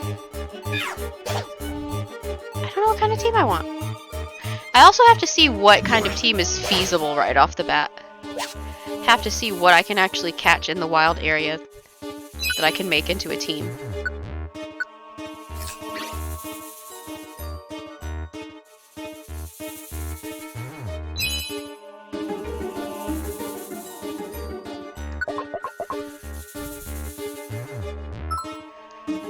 Huh! That's a good point, me. I could try to... Oh, nice. What?! We're gonna have to swap that with something.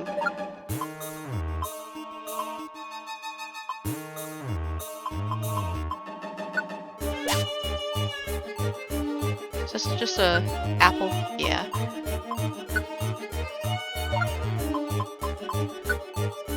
Then I'll eat the tiny apple. Because we are kind of low. Okay. Probably seems silly, but we find tiny apples all the time because of our rare quality food finder. So I'd rather save space for the regular apples and the big apples in our toolbox.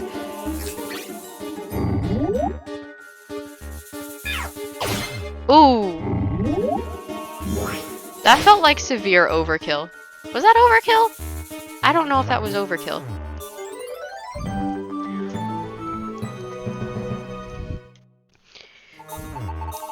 Me looking up the wild area in the background, trying to figure out what I could do. Oh, excuse me. What is it you encounter first there? Is it East Lake Axwell? Pretty sure that's one of the first areas, right? Is there anything I can, like, swap this with? I don't want to just drink it. That feels like a waste.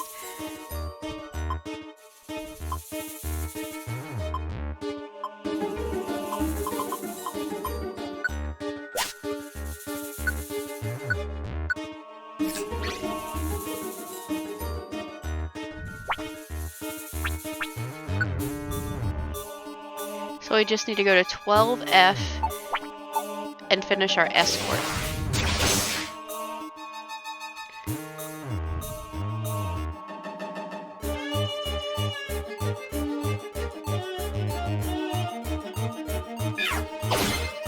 That's just extra experience we can get.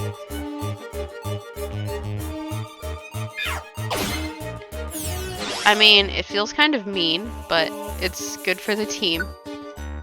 I don't think, yeah, there's not much we can do about that.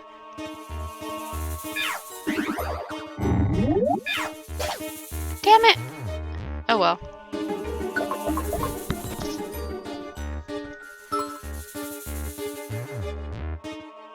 There they are.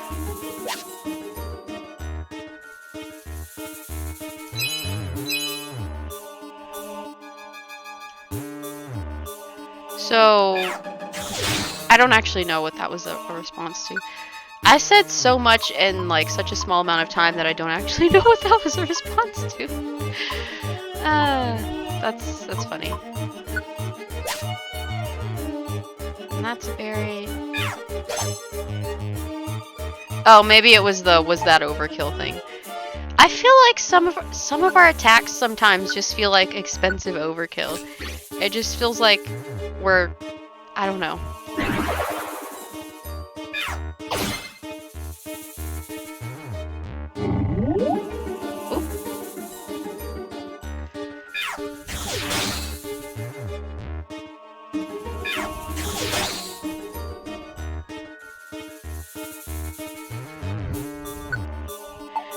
I have a secondary PLA, like, what's the word? Profile.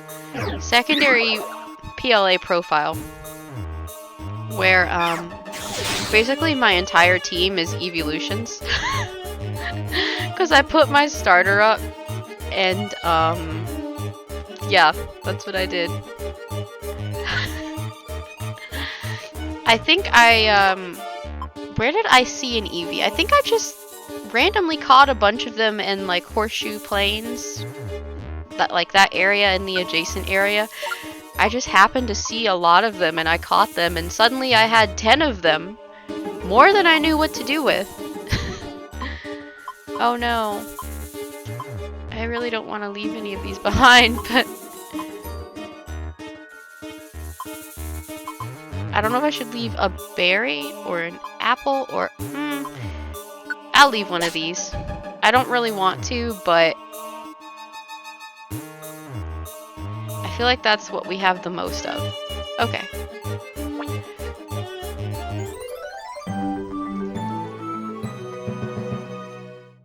I'm hyped for the new games that are coming out. Well, kind of anyway. Like, supposedly they're actually going to deliver on some of the things that we've wanted them to. But I'm kind of scared because they said the same thing about PLA. And, like, there were a lot of advances and good things they did.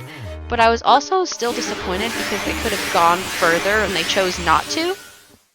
So I don't know if they're going to, like, fall short again this time. You know, where they could have gone further and then chose not to. So, I guess we'll have to see how... What is it? Scarlet and Violet? We'll have to see how that plays out. If they're gonna disappoint us, or if we're gonna be even happier. How many treasure chests did I have? I really had 10? Okay, whatever.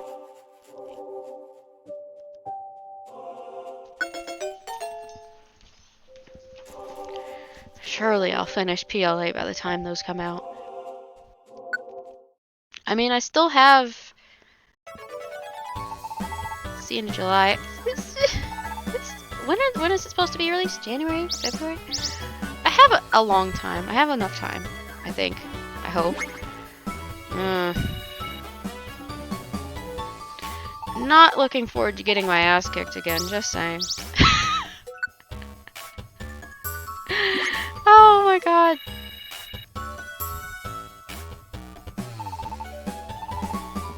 Some of those, the last three. The last two nobles destroyed me. It was terrible. I died many times. I eventually won, but I died at least 8 times. Yeah. Which is fine, because it's not like I was on, like, a challenge mode or anything. I was just like, here we go again. Yeah. Go back and watch if you want to see a murder committed. Over and over. No, look at the babies. Yeah, I don't know how I did this. I don't know how I did this.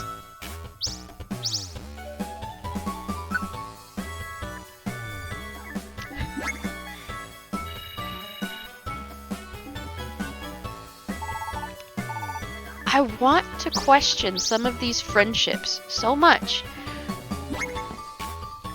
I don't know how some of these Pokemon met each other.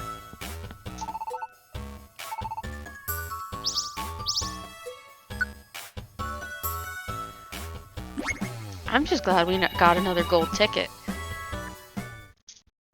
I don't know why bronze tickets are so common. Well, I mean, I guess I do. They're the least important. Obviously, they're going to be more common. But I feel like I almost exclusively get bronze tickets. And then every blue moon, I'll get a ticket that's not bronze. Ah, that's the sound of the plot coming after us. They really just came right in? Probably to say that they're missing too. We told they asked before they went. We told them.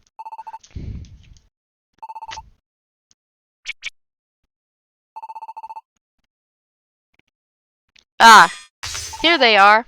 Half dead. Great. This is why I didn't want to go. My Pokemon partner has no sense of self-preservation.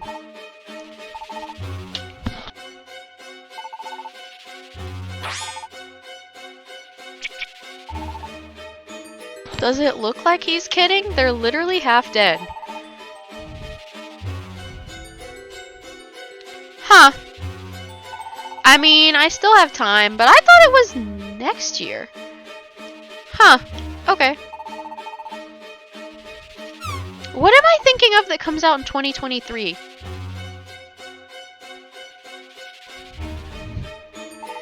We always... hold on. Sorry, allergies. We always end up with both copies because there are two of us, and one of us will get one, and one of us will get the other. So, I don't know which one I'm picking, but I'll have access to both of them. Because, you know, one for each of us. It wouldn't make sense for us to get the same exact game.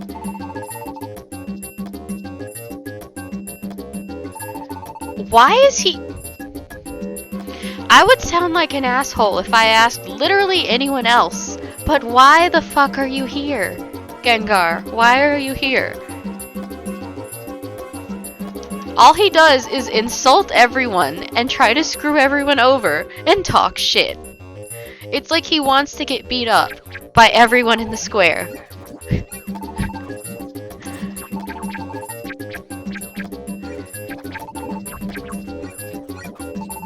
Ah, someone with reason.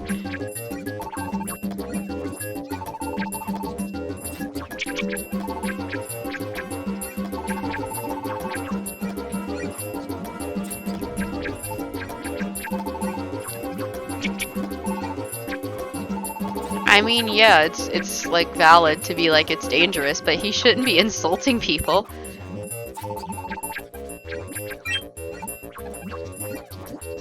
You know, if he's so full of big talk, why doesn't he go?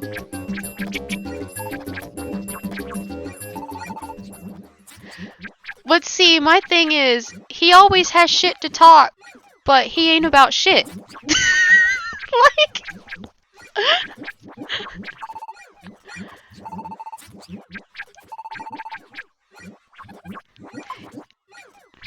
I just don't understand why my partner has no sense of self-preservation.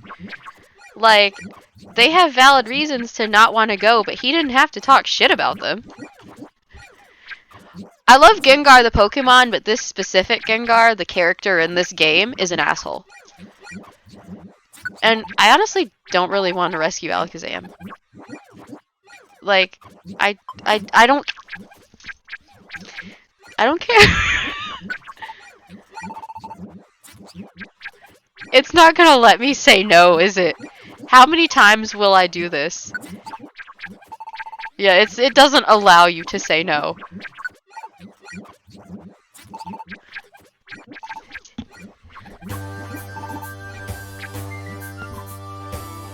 I hate that you're not actually allowed to say no. How close are you to getting it to evolve?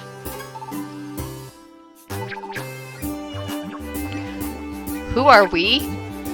We literally live here.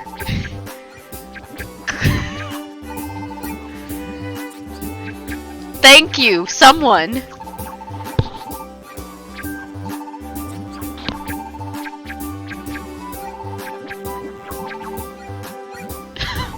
Wow, that's a lot of shit to talk from people who just said they were too scared to go, but whatever.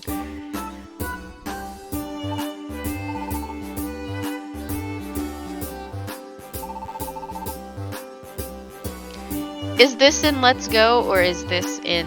Actually, I don't actually know if they're available in, No, they're not available. Okay, so... Are you talking about in Let's Go? Leveling up there has to be so frustrating for you. Trying to evolve something when all you can do is just catch more Pokemon.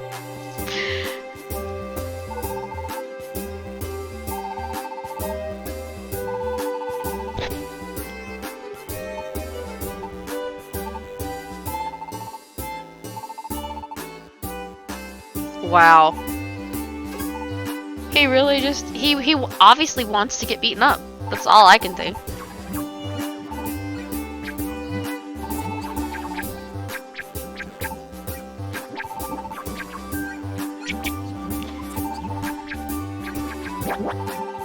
Yeah, I assume so. Wow. I mean, it's doable. I'm just thinking like, wow. I really wish they had a different mechanic for level up. It just seems so frustrating. I haven't gotten to that frustration threshold yet because I don't have a very high level team in Let's Go.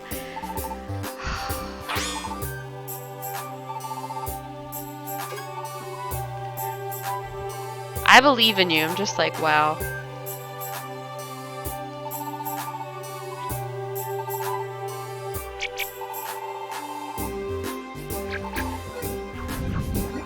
So, what is the rest of your team? Is that too invasive? What other Pokemon did you choose?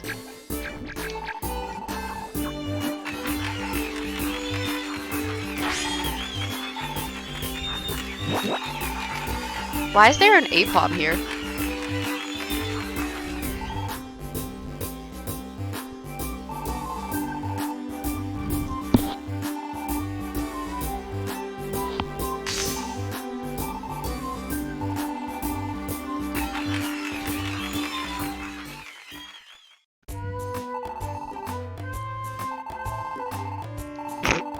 They literally have stars in their eyes.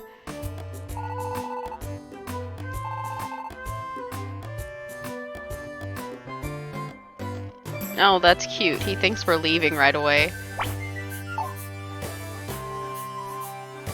There we go.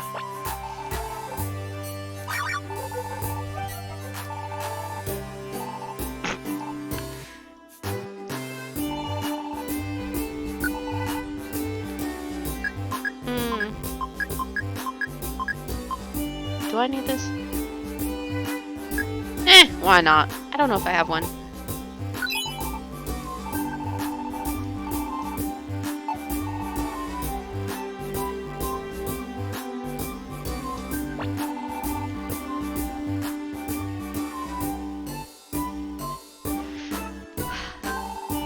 That may be brutal.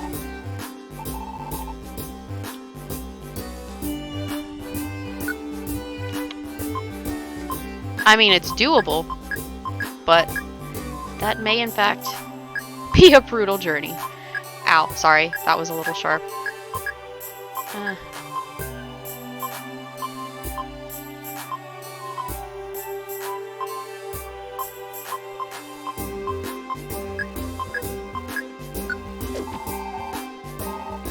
Should I? Maybe I should take big apples instead of regular apples.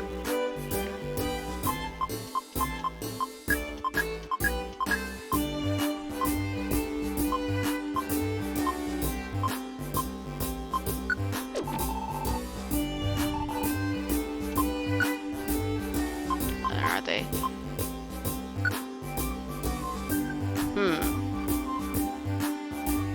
Or I guess I could take one.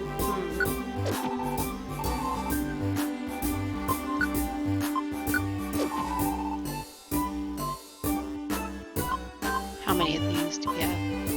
8. Oh, okay. 7. 10. Wow. I honestly can't even think of the best places to try to level up. I mean, it just...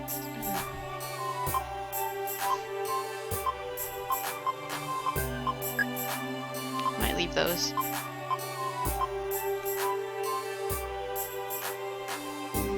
Actually, I'll put 2 up.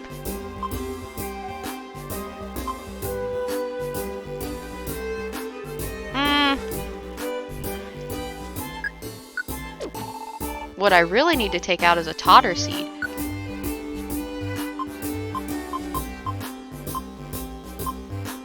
Wait, did I? Okay. Decoy plane. Oh, nope, there they are.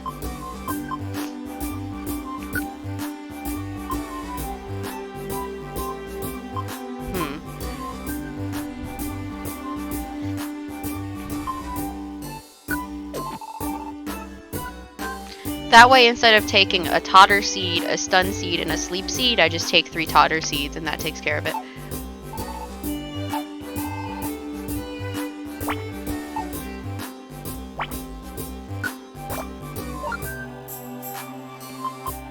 And we should still have room for other things.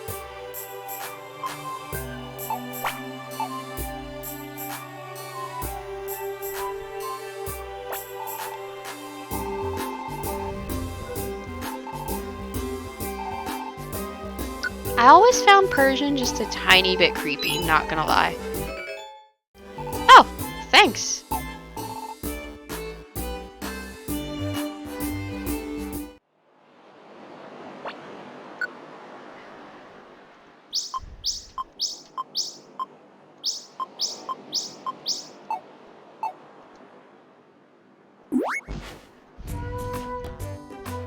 Oh. I'm actually gonna have to get off soon.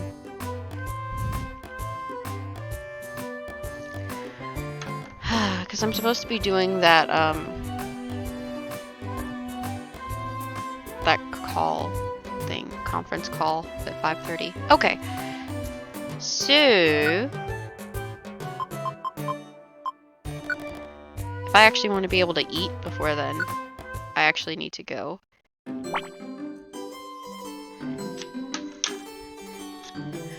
I did not expect to get almost 4.5 hours. Totally thought I was going to cut it off at 3. Oh, crap. Okay. May have accidentally almost knocked this off the table. I'm so glad you stopped by. I was alone for so much of this and just like talking into the void, saying the most random stuff. Well, no, it was important. It wasn't that random, but I was glad to see you. I'll be on tomorrow. I don't know if I'll come on early tomorrow or not. I might. Might not. Might come on at scheduled time. We'll see. Either way, I'll be here at 2. Alright. Bye.